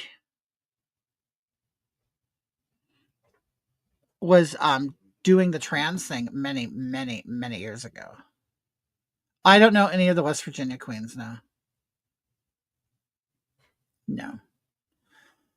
Sonique, I'm talking many years ago, was doing female hormones. Okay. Before I even knew it was a thing. Okay. And the funny thing is, my sister caught it. We were in Riverside, California, which is like outside of LA. We're in Riverside, California. It was a popular club. It's still open, called the VIP. So we're at the VIP. It was the place to go to see shows at the time in Riverside. And so we're there. The show was head by, basically, the revolving cast was always Mayhem Miller, Delta Work, Raven, Morgan McMichaels. Those four were kind of standards in the club. And then they would have other queens like Sonique come in. Venus Delight, they would come in, like kind of rotating. But those four were kind of like the core performers of the club. And so my first introduction to Sonique was this one night. Me and my sister went. And so Sonique comes right up to us, like walks past us and stuff. And my sister had never been to a drag show before. And my sister said, "That's not a man." And this was before the whole trans and drag thing and everything. And I go, "No, they're all drag queens." She goes, "No, that's not a guy." She says, "It's not. There's no way." And my sister's been around. Hopefully she's not watching. But anyway, she goes, "No, that's not a guy." And I go, "Why are you saying that?" "Well, look." And she pointed out his butt, or her butt. Well, we'll respect it and go her. Okay. Her butt. And I'm like, and I didn't even notice it, but Sonique was not wearing any nylons, no padding, no nothing. And like, she's standing right here, and I'm looking at it, I go, "You're right." I'm looking and I'm like, if this is a guy, he has awfully smooth skin. Awfully smooth skin. And he had started putting on weight in a woman way, in the butt and the hips and the thighs. And I'm just like, he's right there. And I'm like, well, God, yeah, his skin looks like butter. And it and she had hips and actually was getting cellulite dimples and stuff. And I'm not saying that there aren't men that have that. I have when I was fat, but she wasn't fat. And I'm like, yeah, you're right. That's very, very womanly. And that's not makeup or nylons or padding or anything. So my sister was right. It was very, very feminine and very woman-like. And so then that's when, then years later we find out that Sonique is trans. Okay.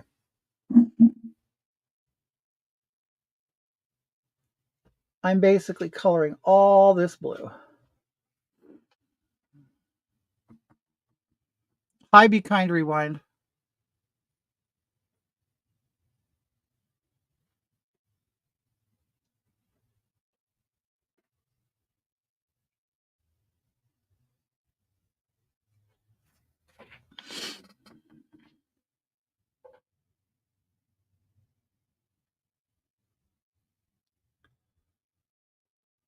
So I'm doing. Didn't Trinity the Tuck come out of Trinity? I think Trinity has. If not, they should. But yeah, I don't know if he live as a woman or she.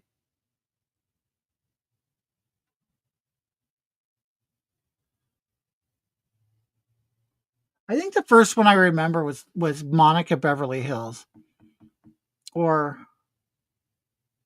isn't that a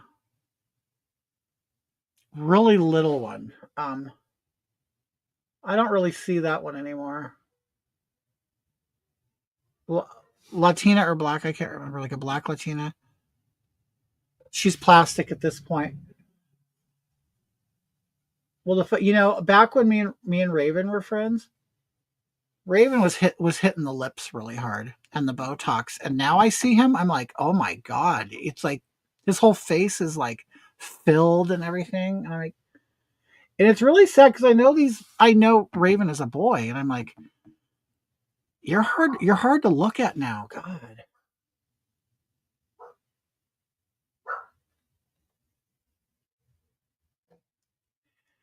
See, that's when you know a drag queen's making money is when they get a new face. Because you're like, oh, so this is a full time job and you can support yourself doing this and you have to maintain your look. And as you see, I'll tell you, what must be very tragic for some drag queens. Because I'll see very young people come in to start doing drag, right? They come in and start doing drag. Wait, I got to address the fallout from this makeup. Um, uh, okay, so I've seen like I was older when I was managing the drag club, right? So I'm seeing these fabulous drag queens. The club was an 18 and over club. So you would have drag queens as young as 18. Okay. So you see these guys coming in doing drag and they look great and beautiful and everything. But then they start actually turning into men. Because even at 18, there are some guys that are underdeveloped. They haven't really grown into their man body yet. And I'm sure this is an issue for trans people too. But like me, I didn't reach my full height until I was like 22. And then I also didn't get all of this. These I guess they call them what? Second masculine characteristics. I don't know what they call them, characteristics. But you really do not, and a lot of you men know this, and women probably know it too, but you don't really fully develop into your man self. I really didn't until my 30s. I was still skinny and everything, and I could get away with, stuff. And then all of a sudden I turn into a man. And it's like, well, yeah, secondary sexual, yeah, characteristics. And I'll see a lot of these guys that are performing and they're great and everything. Then a couple years go by and then they look like truck drivers doing drag. It's like, wow, you were very pretty when you were younger. And the illusion was a lot easier. But men grow up, and boys grow up and turn into men. And I mean, it's so funny because me and Mark talk about it, but we knew guys in junior high who had mustaches.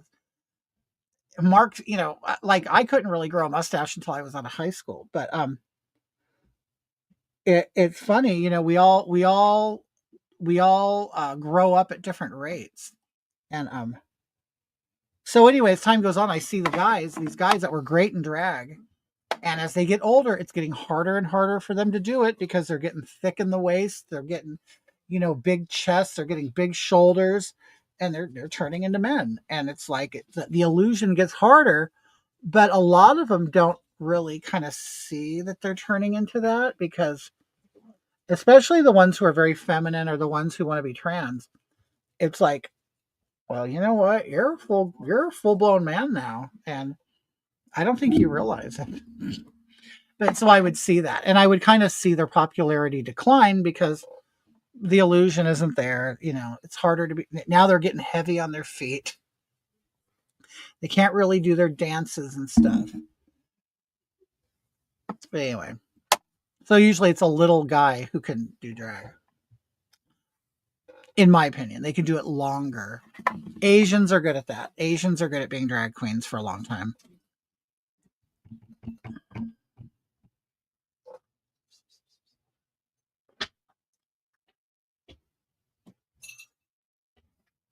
Oh, it's my Tuck Tuckerson. Tuck Tuckerson. What you doing, Tucky? We're gonna have a good chew and hang out in here for a while. Good.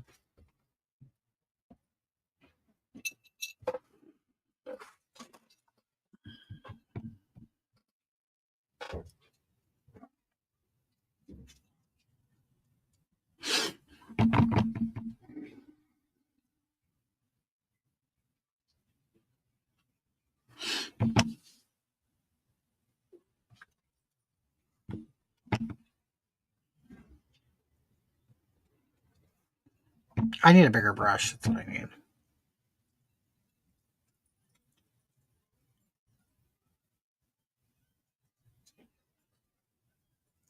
But yeah, when you start like this right here, like I said, this is a total man characteristic, and a lot of trans people get this shaved off. Like I believe that, like, I mean, I don't want to. Well, puss, you know trans people, right? Do you know trans people? Yes, totally. Drag is like ballet. At a certain age, it's time to retire, right? Um, and that's why, you know what? That's why I've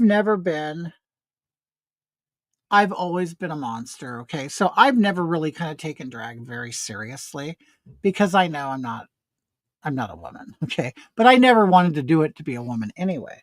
But I did want to be beautiful as I could be. You know what I mean? Shave all the bone.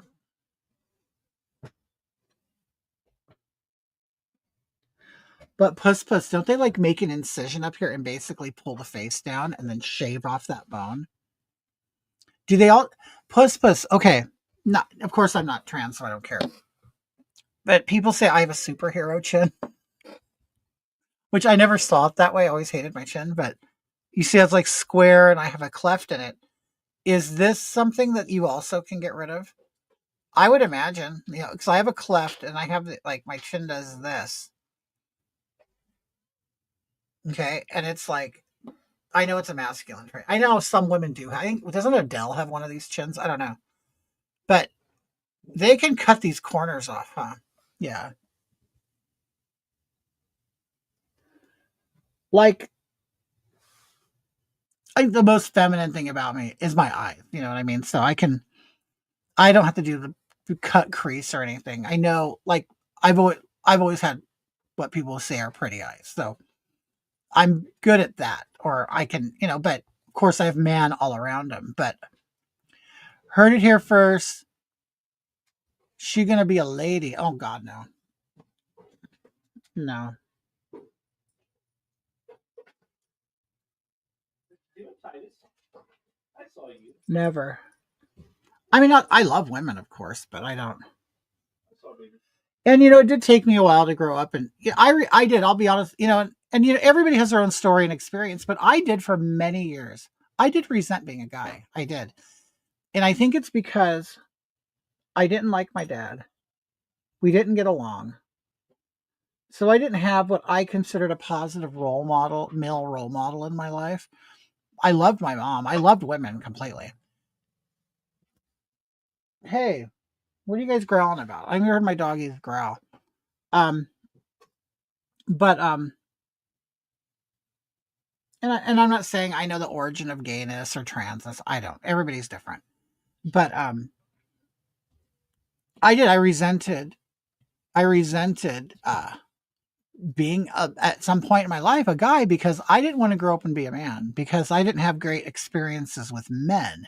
And I figured, well, I'm going to be one of those, right? And then, huh? I'm talking. Oh, and then I always saw men as, oh, men have to take charge, men have to make the money, men have to support families. So I looked at it as a chore. I really did. When I was a kid, I looked at men being a man as being a chore. And I'm like, I don't want to do that. I want to have fun. I want to, you know, girls get to put on makeup and do their hair and they get men to pay for everything. So to me, it would have been the whole idea of being a female at that time, you know, I thought, oh, well, great. That'd be wonderful. Have men pay for my dinner. I don't even have to work. Like it was that stuff that I'm like, God, I want to be a girl. Plus, of course, I liked the clothes, the hair, everything, right? And I also, of course, liked that boys liked them. So yeah, I know that they're getting a little tense over there. But but it wasn't until I was honestly in my 30s. It took me to be in my 30s to actually like go, oh, I like being a guy. So I guess that's different for everybody. You know what I mean? That's why it's so dangerous to transition children, right? Puss. And I'm glad you said that. But it is, and when I was in high school, I wore girls' clothes. I did. So in today's language, people would say, "Oh, you socially transitioned," but I still didn't. Even though I wore makeup and I wore girls' clothes, I did not present myself as a woman. I presented myself as a new wave male. Okay, and I shopped at women's clothing stores and bought clothes, and there were lots of guys who did. It was just because it was packaged as a fashion rather than I'm changing my whole identity. It was more of a fashion. Gottmik identifies as a gay man, but does female drag. But she's a biological woman. Like, I don't get it. And you know what, Meeseeks, I'm with you. Okay. I honestly didn't watch that season. I've actually missed the majority of RuPaul's Drag Race at this point because I stopped watching it. But I didn't understand the whole Gottmik thing because you're kind of sold one package about what trans is, and then someone like Gottmik comes along and changes it because we're led to believe that it's all about body dysmorphia, or I don't like being in this body, or and people say the same thing about like trans men who get pregnant. It's like, well, isn't that the ultimate woman move, is to have get pregnant and have a baby? So I think there's a constant moving of the goalpost here on what, you know, it just, I mean, even as a gay person who does this, it's confusing. I even have, a lot of people don't know this, I have I have a trans brother. Okay. I have a half sister who became a guy. And it doesn't make it even easier for me to understand it just because I live in that world. Drag is supposed to be an illusion of a female by a male. See, in post, yeah, we come, and lots of people are in here. We believe that. I think a lot of these drag queens really are confusing a transvestite and a drag queen. Right. And you think about it, you never hear that word anymore. When's the last time you heard transvestite? Because in essence, isn't really a drag queen a transvestite who does it for theatrical reasons? Then you have the transvestite, which is what we would call a cross dresser, who kind of does it at home. You know what I mean? Because from what I understand, a cross-dresser kind of sexually gets off on them being dressed up in women's clothing. I could be wrong. But like I said, there's always a constant redefining of all of this stuff to fit whoever is doing it at the time. It's my opinion. I don't need an excuse. If I want to dress up as a woman, I'm going to do it. I don't have to say I'm sick. I don't have to say that anything. I want to do it. That's why. But I know there are people who need these excuses, like valid excuses for what they're doing. And it's like, you don't need an excuse. You could just be a strong person and just say, it's my business, fuck off. So whatever happened to that? I don't know. Okay. She tried canceling Nina Bonita Brown because Nina said she has curves, which she does. Nope. Transphobic, accept everything or be a reject. Personally, to me, she is one of those very lived out women that love drag queens and want to be a gay man so bad. You know, do you guys remember the movie Victor Victoria? And when I heard about Gottmik, I love the movie Victor Victoria. I thought, oh, this is the real life Victor Victoria, a woman pretending to be a man, pretending to be a woman. Now, like I said, I don't know. People have all their different reasons to be trans or to do what they do. Um, I love it. That is one of my favorite movies, and which is so funny because I learned about that movie through my dad, who my dad I hated and would call me a fag. But he introduced me to that movie, and I absolutely love Victor Victoria. It's still one of my favorite movies. And so I didn't understand it because everything that I knew about trans did not apply to Gottmik. I'm like, well, okay, so she had a mastectomy, and then decided to dress up as the gender you don't want to be for fun. Like, to me, it's a whole thing. And maybe the whole thing is an act. Who knows? I don't know. I know a lot of them. It's just an act. I don't know. But it's like, I don't understand it. Like, and I don't have to understand it. I don't have to. And that's kind of where I've landed with all this. I don't have to get it. I just don't. People do what they want for different reasons. Are those butt pads on your bed? They're my boobs. You guys, this is what my boobs look like.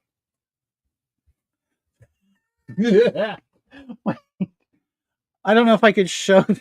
I just saw them dangling over my head. But they're pretty big and they're heavy. So what I do is I used to put them around my neck so they hang and so they could kind of move around. But I was getting very bad neck pains. So what I do is now I put on kind of like, if I can't find it right now, I took it off. A tube top, but like a sports bra tube top. And so I put it on and then I just stuffed the boobs in. And they still move around and jiggle, depending on how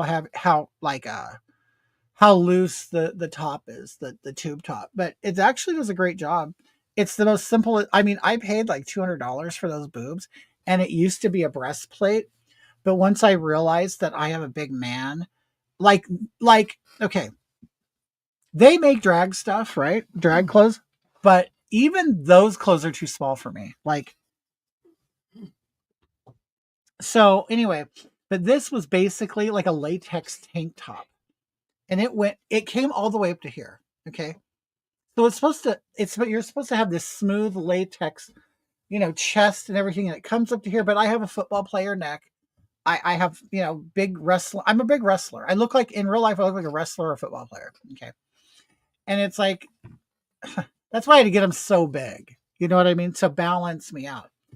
I do have hip pads. I don't wear them when I'm on here, but I used to have very big pads because I have to have pads, but I don't like wearing them because you have to put the pads on and you have to put nylons on top of it. And so the pads are nothing but sponge. And it's like the sponge would fold and it would crease and it's just very hot and uncomfortable. So I'm like, if I want to continue doing this, at my age, it has to be comfortable. It just does. I'm no longer, I'm not going to. You'll see some of these guys in the club. They're sitting there sweating, the makeup running down. The wig is so humid and it's starting to like fall and their makeup is cracking and you see sweat in their underarms coming through and they're just sweat hogs. And I'm like, I'm not doing that. So that's why I kind of developed this sort of look where I'm like, all right, I'm not a female illusionist. I'm a drag queen. And I kind of do more comedy and offensive stuff, adult stuff. So I don't have to look like some pretty little dainty woman. So I started not caring. I started wearing my I didn't have hairy chest. That's recently. Now I do this as kind of like an FU to drag now. In case a lot of people don't realize it, I'm shitting on drag. Because I can't stand current drag. Okay. I'm going to remind you that we're men. You know what I mean? And we're not nice. Okay. Because I'll tell you, I hate, and I know there's people who love it. That's fine. It's just not it's not my brand. That's such a common thing for people to say. It's not my brand. Like, And it's funny because, and another thing, it's funny because a lot of especially a lot of the older ones, they'll say drag is political, right? And they use that as an excuse to be so political and stick to their guns about certain things. No, we've always been political. Yeah, but you've always been against the establishment too, haven't you? You've always been against the current government or what's happening or everything. And it's like, no, not anymore. Not anymore. Are they even political anymore? No, they're caving in. They're not fighting against anything. Like when Biden was in office, nobody fought against Biden. You wouldn't hear a drag queen say anything negative about Biden. It's like, oh, so now you're like sucking their dicks? It's like weird. And it's like, and that's why I feel like I'm one of the most rebellious ones fighting against it. Like, no, I like all this shit. You know what I mean? It's like, no, when you are parroting everything in your community, you're not edgy or groundbreaking or fighting the system or going against anything. You're promoting it. You're a part of it. But I think that's what it is. They like being, you know what it is? These are people who have been wanting to sit at that table for so many years. And you know what? They're like Carrie White. They're like Carrie White being invited to the prom. They accept me, mama. They accept me. That's what they're doing.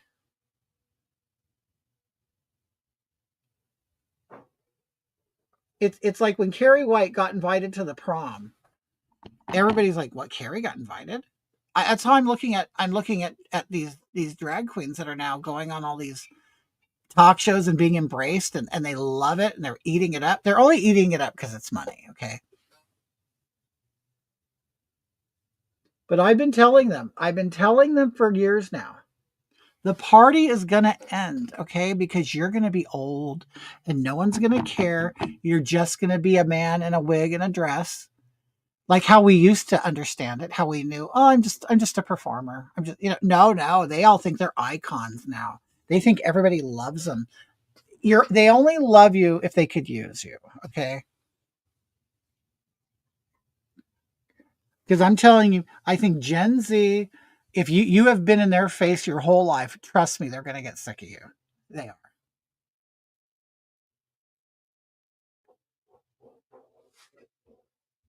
You can only put up with it for so long.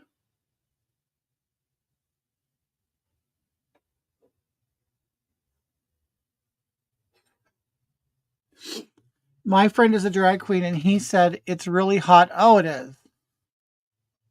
I was never hot. Okay, I was never hot on the stage. I was hot off the stage. Well, where I performed, we had fans and air conditioning and all of that stuff. The club I worked at was very, very good to drag queens, and I think that's why they performed there because, like, we would actually like even like low level queens, like, oh, what do you like? We would we would give them a dressing room and stuff, and like treated them really well. A lot of queens are like in closets. When I performed, okay, the time that I did that Republican event in LA with the log cabin Republicans, I performed at a place called Rocco's Tavern. Okay. I go there. They don't even have a room or a bathroom for me. And I wasn't even dressed up. I'm like, well, where am I going to get ready? We'll just go to the restroom and do it. I had to go to the men's restroom and get ready. So of course it's a straight bar. And we were doing this whole thing in the speakeasy in the basement. But I had to go upstairs to the bar. That's the sports bar right by UCLA. Okay. So then I had to go to the bathroom. So me and Marquina, we take the handicap stall and he's holding the mirror for me as I'm doing my makeup and getting dressed. So security comes in and they go, "Why are two males in the handicap stall?" And I'm like, I'm working here and this is the only place I can get ready." Security stayed in the bathroom. This is in Los Angeles, okay? And so like they didn't want two men together in the bathroom. So a lot of you people, oh, it's so California's so progressive. No, it's not. No, it's not. It's an illusion. It's an illusion. So all you people in Nebraska who think you have it so bad, it's not that much different in LA. Trust me, in parts of LA. I've been to clubs where queens got done up in closets because there was no room for the right. At the club I worked at, it was Raven's dressing room, separate but dressing room, but Raven was no longer affiliated with the club, but the owner kept her name up there just because it's a famous name. Okay. So all the drag queens would go in there and get ready. Or we had like a community dressing room where it had all nice lights and mirrors and just chairs lined up. And you can get ready in there. And they'd get ready with all the dancers so they would see naked men in there. Your breath of fresh air. When I first saw it was on someone's YouTube channel and I thought Hagatha was real. It was anti-woke channel. Well, yeah, I mean, why do you want to parrot what everybody's saying? It's like in doing. It's like you're not unique. You're not different. I would rather be hated. I honestly would rather be hated by everybody that I used to work with and all of like the current drag queens. I'd rather be hated. I don't care.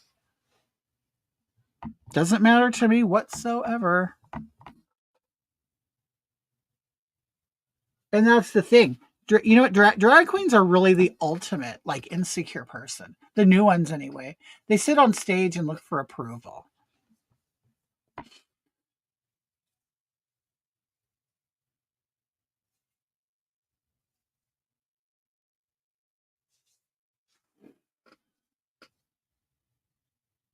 Oh, thank you, Rhea.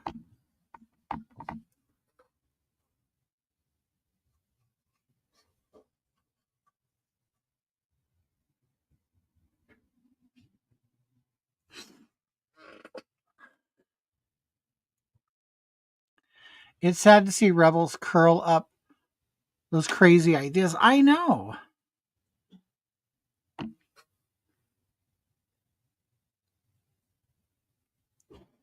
It's like the whole like divine comes from the John Waters world. There is nothing mainstream about that. Nothing. It was offensive and gross and to so many people, but yet they couldn't stop watching. You know what I mean? I don't mind being that. I don't.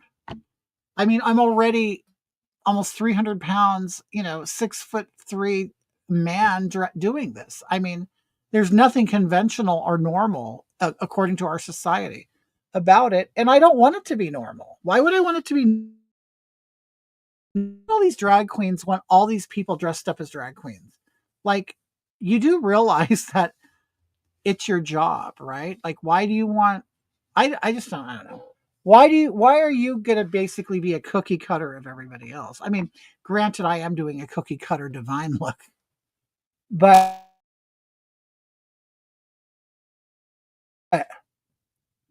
I'm just kind of using a vintage look. You know what I mean? Is it an innate desire for truth?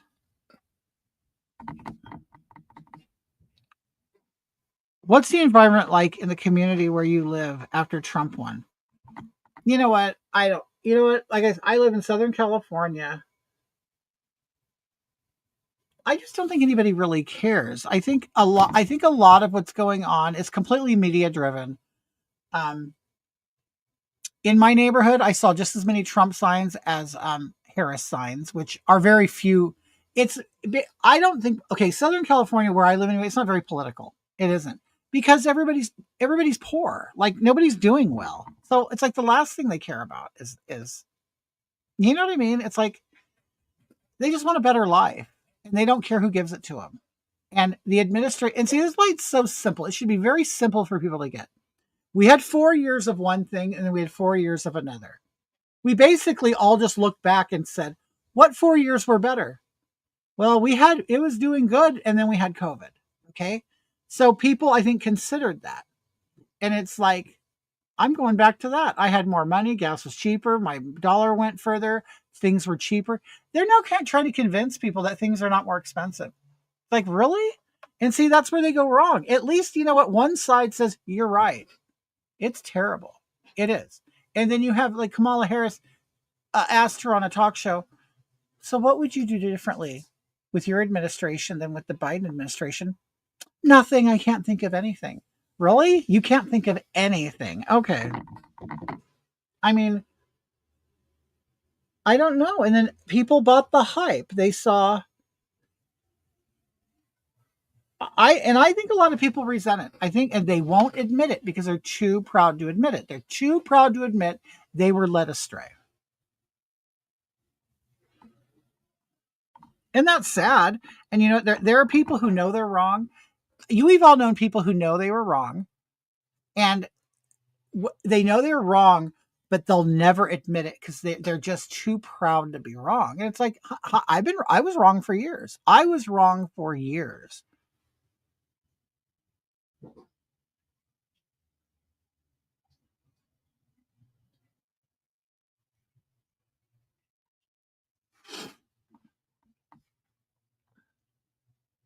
And it's funny because there are people who just have so much pride and they're so afraid of being wrong. And it's like, wrong, but it's tied up to their identity, right? But see, they can only think one way. It's funny because they're very rigid in the way they think. Like I said, there are people I know. Well, they're on TV and they're like saying, "How could people vote for Trump and abortion? Doesn't that go against their values? Why do they think everybody's an evangelical Christian? I don't get it. Like, why do they think everybody's a Christian? They're not. I mean, statistics have shown you this country has become less Christian. Well, that's everybody. There are less Republicans and conservatives in the church than there used to be. I mean, you know what I'm saying? It's like they're so stuck in this like rigid mindset. It's like, seriously, like I think you're saying more about you than us. It's like you're not bendable. You can't adapt. You're not spontaneous. It's like it's really strange to me. And increased minimum wage in 3 states that voted Trump this time, right? And the funny thing, okay, our fast food minimum wage went up, which is a big flaw. See, that right there, I would never ever vote for Gavin Newsom. Like I really feel in my heart he's going to run in 2028. I'm not even going to consider him. Just like I never considered Kamala. She's a California girl. Gavin Newsom's a California guy. Never vote. I'm telling you, don't vote for a politician out of California. Don't, because they have not. There has been no success in this state. I'm telling you, since I was a child, the past 50. Okay, I'm 55. Over how conscious I have been in my life, nothing has gotten better. Everything has gotten worse in this state. Everything. The state has been in decline since I was a child. And it's ridiculous. And people continually vote for this shit. And then they're even considering voting for people. I mean, Nancy Pelosi, Adam Schiff, we saw, and people are going to forget about it or they'll make excuses for it. We saw during COVID, we saw Gavin Newsom going out to restaurants and eating on camera, completely unashamed. And then said, yeah, I did it. It's like, dude, you're in a restaurant without a mask on, but yet you're forcing us. We were eating outside in the street. While Gavin Newsom was in his high-priced restaurant up in Northern California. Yeah, yes, Gavin Newsom and Pelosi are related. Okay. While he was there, me and Mark, we were in Palm Springs. We were taking our mothers out for a nice brunch in Palm Springs on Mother's Day. We had to sit on the street over a sewage drain. Okay. Well, because that's the only way you could dine then is outside. So Palm Springs, they have this 4-lane avenue called North Palm Springs Drive going through Palm Springs. All the restaurants and art galleries and shopping is everything. It's the main drag. They took up a lane on each side. So they took like the slow lane.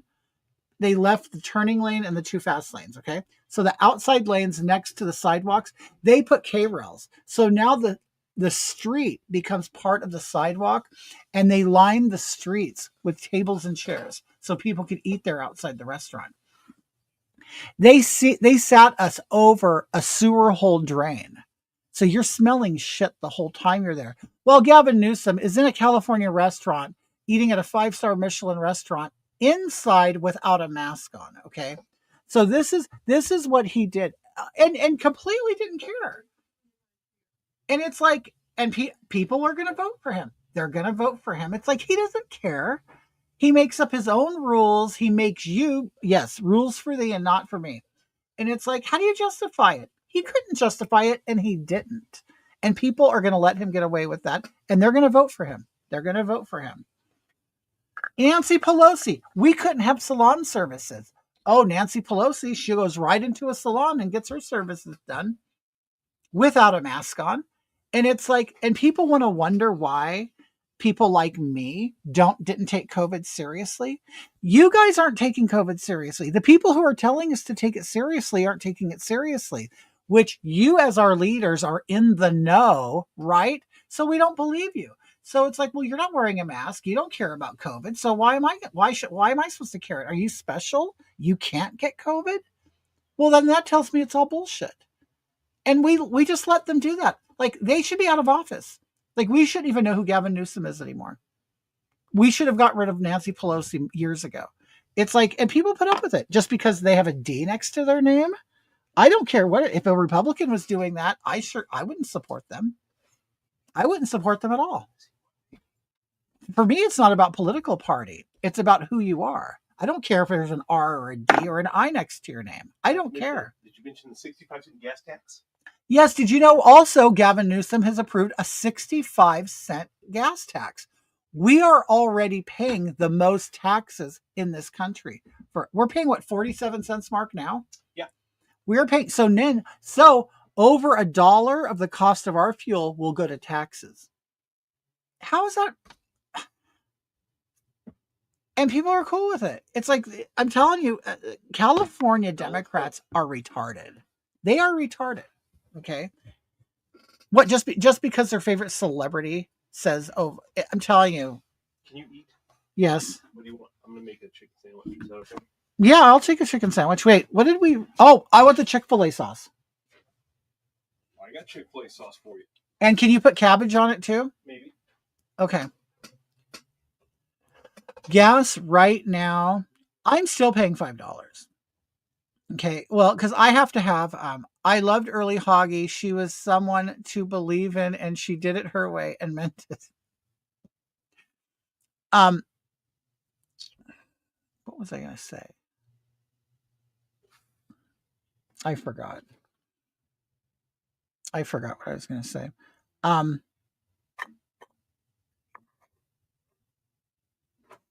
Oh, anyway. Okay. Now I'm getting lost. Marquina, knocked me off of my thought process. Yeah, well, I have to buy premium for my car. Let me see.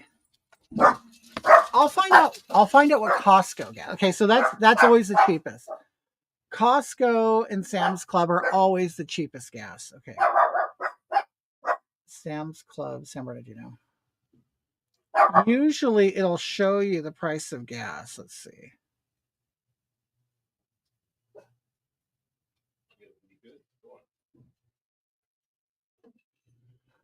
Costco San Bernardino gas. I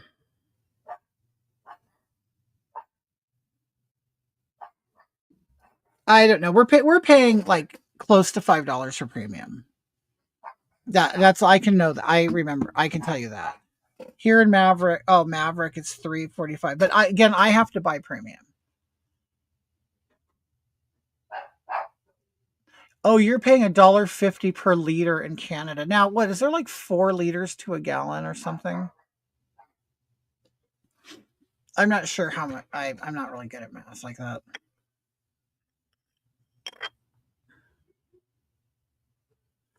Okay, so Divine kind of does a weird thing. Well, because he's fat, so he has no eyelids. So you see, I have like these deep. It's very hard to get around that. My eye shape, because it is so.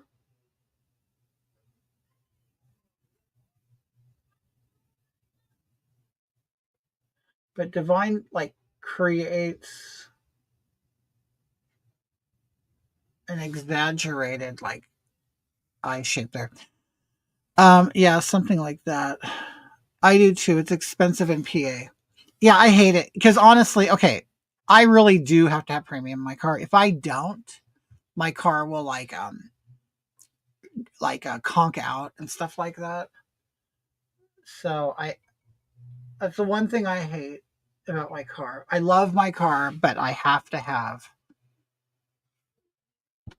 Alicia says, but if you go to Ohio, West Virginia, it's much cheaper. Oh, I know.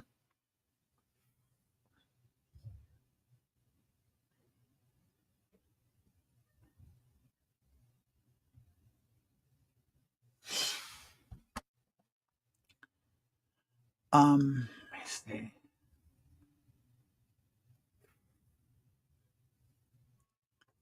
Mid-grade. Yeah, we haven't. In fact, I don't even know the last time I saw gas in the threes. Honestly, I have no idea. It's been a very long time.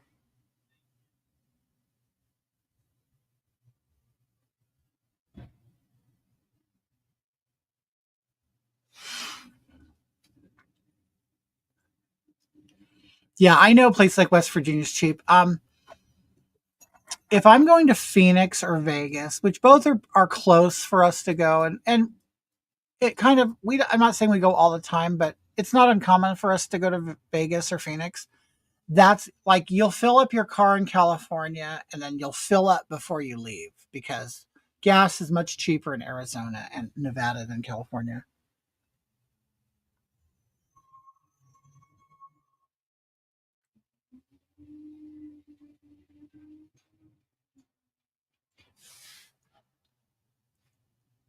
I've been watching you for years. Love you and Mark. You guys are so. Oh, thank you so much.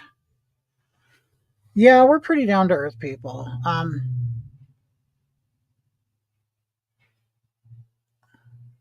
I don't know.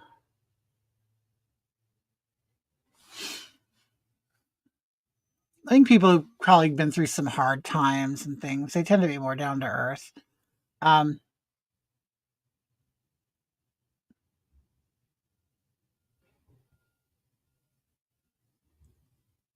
which I think everybody could benefit from struggle, struggle, and things like that. I'll tell you, I know a lot of these oppressed type of people from every walk of life, and it's like the way they complain and the way they speak. You're like, wait a minute, so you don't even know what hard times are, do you? Like you've really never been truly offended or oppressed or anything.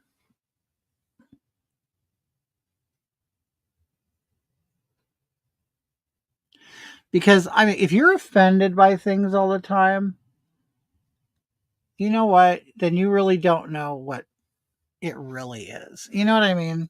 And good for you. So if you want to cosplay being a victim, go ahead. It makes you feel good. For some reason, it feels good for some people to struggle. It makes them feel good. I don't know. Maybe they feel alive. I don't know. Maybe it makes them feel human. Maybe it makes them feel like they can relate to normal people. But mm, okay, I'm going to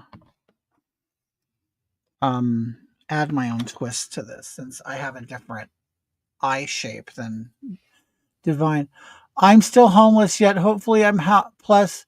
Wait, where are you? Where do you sleep at, Leola? And I've never been homeless before this. I lived in my car for 2 weeks. So I mean, so I don't really understand. I mean, I understand 2 weeks in a car, but not. I don't know what your situation is. A lot of people like to make themselves a victim. I don't know why. I think it's because people feel sorry for you. Um, I don't know. I don't know why. People just they want to give the impression that they have a hard life or they struggle. I think probably to relate to others. But how do you feel about these people screaming and saying their rights are being taken away? They're people who want attention. That's all it is. It's all it is.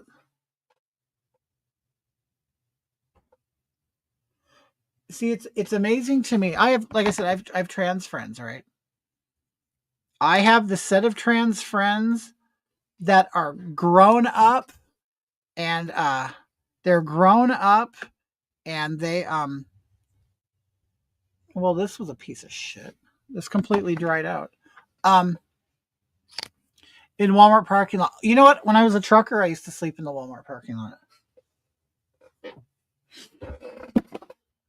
and it was a pretty safe place to go. But yeah, I was when I was a driver, I would sleep and I would sleep there a lot. I don't know. I just think you know what it is. I'll tell you what it's like. It's like the people who create fake racism stories. Jesse Smollett, whatever. And there's a handful of others that we know of. We've also realized a lot of like these swastika paintings, things like that, were all done by agitators and things. It's like it really kind of shows you the affluence and privilege in the United States when people have to actually stage racism or that I mean, I think with the history of the country and the culture, I think that should have a very heavy punishment because people use racism all the time for political reasons, for other things, and it's like if you're actually going to stage stuff, I mean, you're to me that should be like a woman faking a rape. You know what I mean? I think it should be a heavy punishment for that. I mean, if you want to say there's no place in our in our culture or our country for racism, there should be less room for fake racism. Because now what you're doing is you're attempting to implicate a whole race of people. You know what I mean? I mean, you're now gonna create a rich person, Jesse Smollett, and I'm sure that he didn't do it on his own. Well, some people say he was actually like these people like are friends and have had meetings and stuff with like people like Kamala Harris and stuff. Okay, but anyway, um,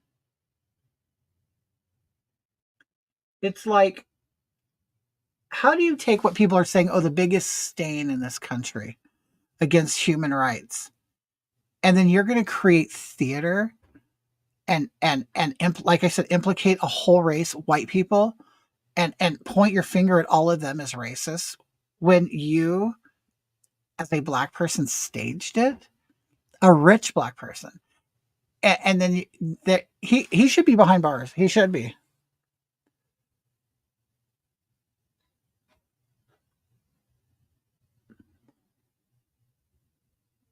Just like that whole Bubba Smith thing.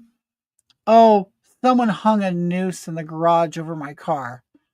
No, bitch, that was a garage pull. And the fact that you didn't know that, no, I don't believe he didn't know it. He knew it. He knows exactly what it is. And he used it as opportunity to try to implicate white people. It's that simple. And it sounds so ugly and evil, but that's exactly what they're doing.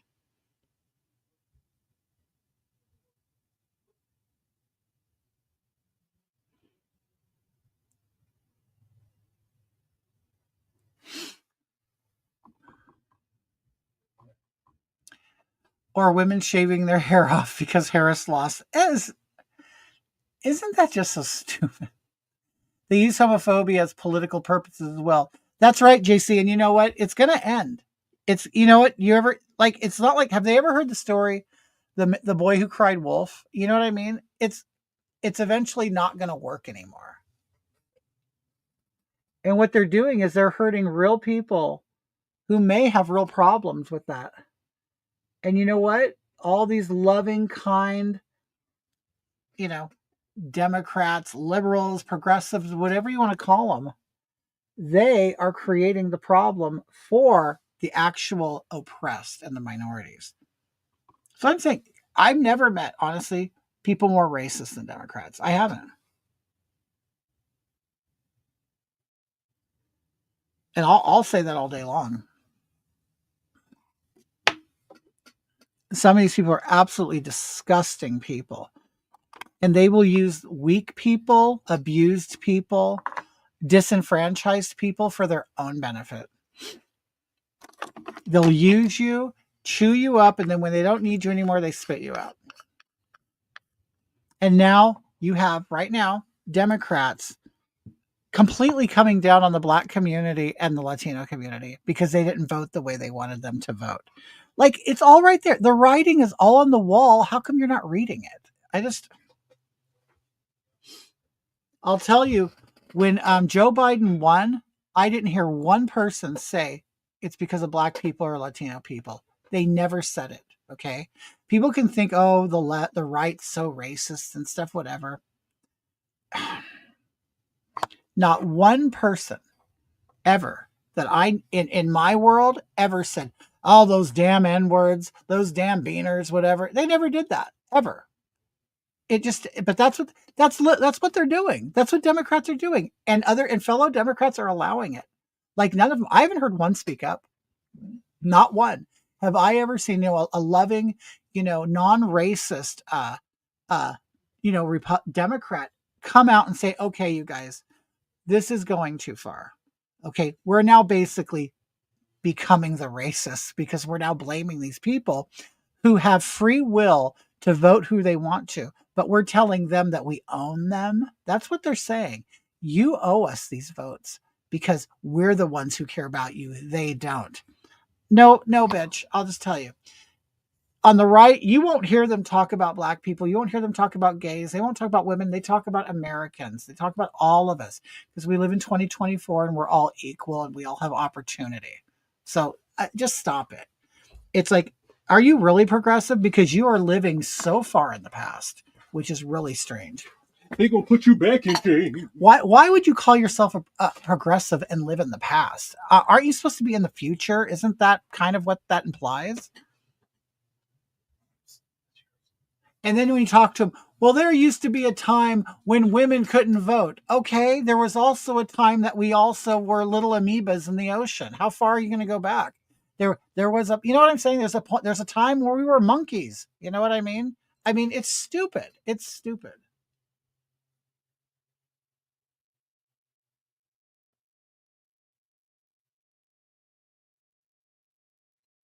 The last thing I want to remember is the names that I was called as a kid. The fact that I had to sit in high school, I had to sit in the office so I didn't hear people call me names. Okay, I was fragile back then, and it's like I don't go back to those days and think about that. It's like I don't understand. Do people constantly love to rehash the bad in their life? I don't get it.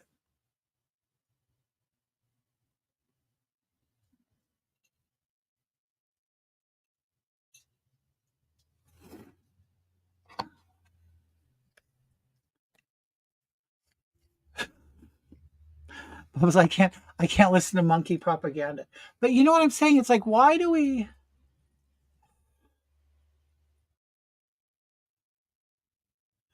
Oh, we've come so far. No, we haven't. If you still dwell on that, you haven't gone far at all. You're still in the same space.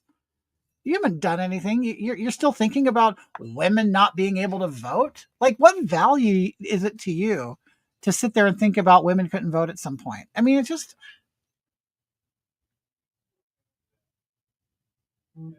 Well, we're not going back. Can you name one thing where anything has ever gone back? I mean, seriously. Have you ever seen slavery come back? Have they taken away gay marriage? Well, y'all tell you what, they did in California. That's the funny thing. Californians voted it for one time, and it passed. And you know what California government or some judge said? No, we're not doing it. So yeah, we did go back in this state. We did. California.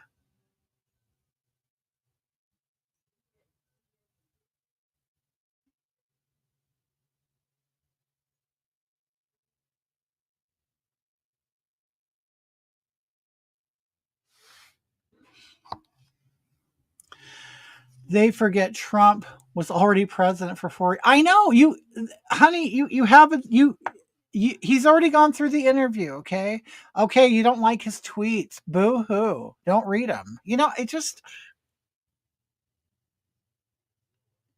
See, and what people don't realize is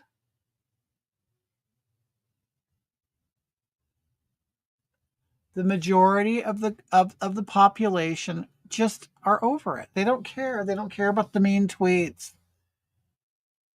And people are like, "Oh God, Oh, he's a felon. Well, because the law was used as a tool. You know, oh no, I can't have a felon as my president. Well, honey, that's the reason. You know why people voted? Because they don't believe he's a legitimate felon. You don't think he's a legitimate president, as Hillary Clinton said, told the country, you know, being an election denier. But you can't see that it was all used as a tool. So the majority of this country don't care, or they don't believe that he is a true felon. Okay. And that's the thing. Well, he's a felon. Okay. Well, if you want to believe the courts and the police, I mean, aren't you the people that wanted to defund police? You don't believe in all of this stuff. You think it's bad. You think they're up. Well, how come you now all of a sudden the courts are great now? Oh, now you love the law. Now you love it. Okay.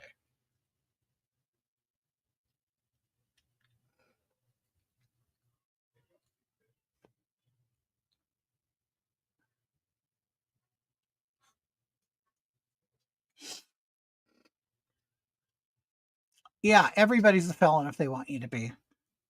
But it's so funny that this is what cracks me up. These people on that side of the aisle, they they'll defend George Floyd. They'll defend. In fact, they would probably rather him be president than Donald Trump. They would. I guarantee. Did you see the video where people were saying they were in front of the Washington Monument and they were asking people, "Hey, would you sign this petition? We want to turn this into the George Floyd Monument instead of the George Washington Monument." Do you know how many people were willing to sign it? Like people you would never assume would sign something like that. It's crazy. We live in crazy, bizarre world, I'm telling you. And you're hearing that from a man who's doing makeup right now, who's it's crazy. I'm telling you, it's crazy.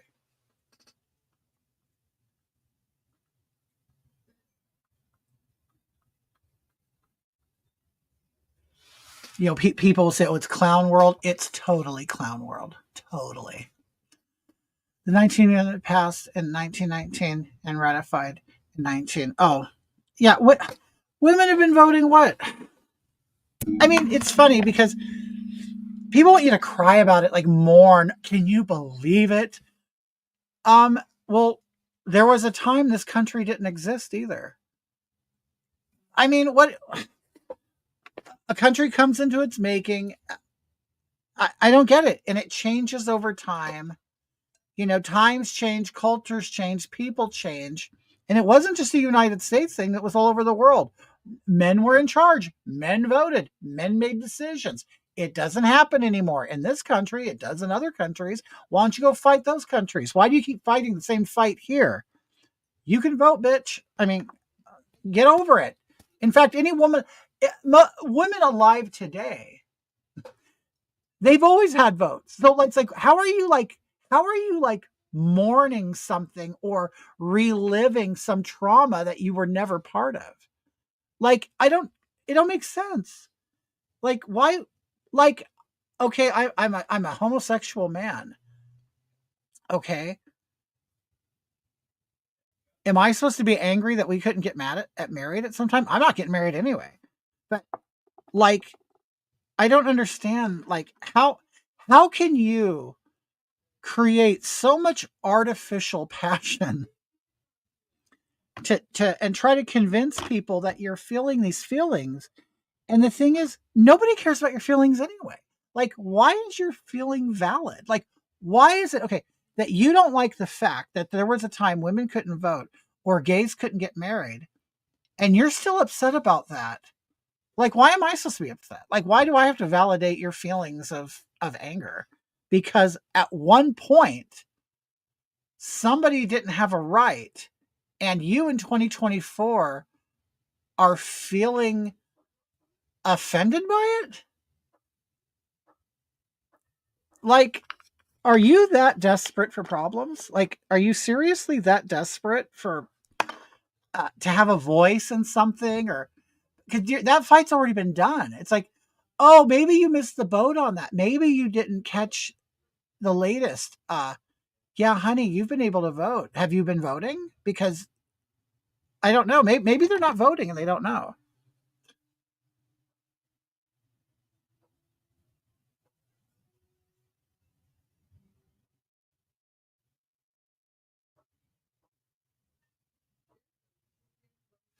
But I don't understand, like, how can you be upset about something that doesn't apply to you? People are acting like stuff is being taken away. You know what? I'm going to tell you. You know what? I'm going to tell you what I really think it is. I think people of today, they see all these like pivotal moments in history. Say like JFK getting assassinated, Woodstock.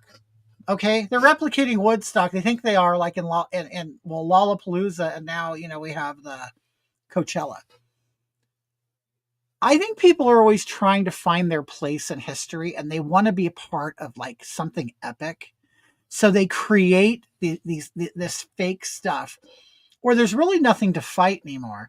So what they do is they kind of go back to the past. So, well, I'm going to make sure this never happens again. It's like, bitch, there are rules. It's already done. It's on the books. I mean, shit, we still have rules on the books that they're not getting rid of. Like, you can't tie up your horse in front of a restaurant. Like, these are rules that are still on there. It's like, we don't even ride horses anymore. You know what I mean? It's like, I can talk till I'm blue in the face. I don't get it. Like, seriously, is your household's all in order? You have everything, you need, like, everything's cool. And that's why you could fight for these things that no one really cares. I think it's like so disrespectful, because it's like, you do realize that real people fought for this stuff. People lost their lives for this. People, you know what I mean? Like, they actually really did fight, and they really had passion about this, where you are kind of like, it's like you're shopping in Goodwill and you find some kind of secondhand trauma, and so you buy it and take it home and feel it. You know what I mean? It's just weird.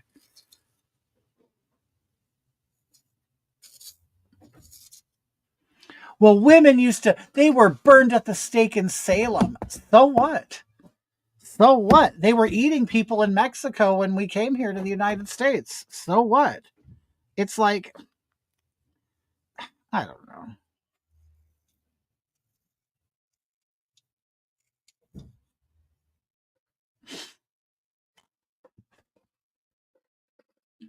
Lots of women voted, but picked the other guy, right?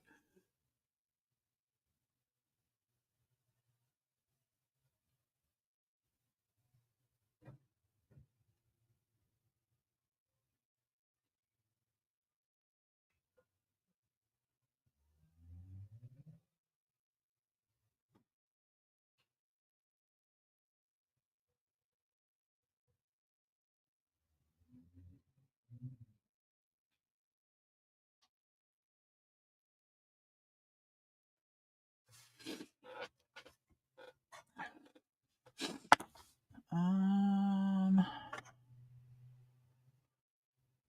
where's my white at? You like my Jeffrey mirror? Some people call it a Shane Dawson mirror. I don't, I've looked him up. He's like some auburn headed guy. I don't know what he has to do with pigs or anything, but I don't know. But people are like, oh, that's a Shane Dawson mirror. It's like, oh, I don't care what it is. Yeah, well, he's a racist or whatever. I don't care. I don't care.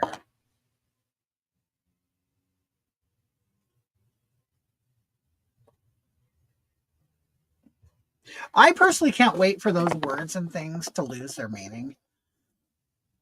Ugh. Okay, you guys, it's been fun, but I have to go. I really have to use the restroom. I don't know if I'm going to finish this look, but if I do, I'll post pictures. Okay, I love you guys. Thank you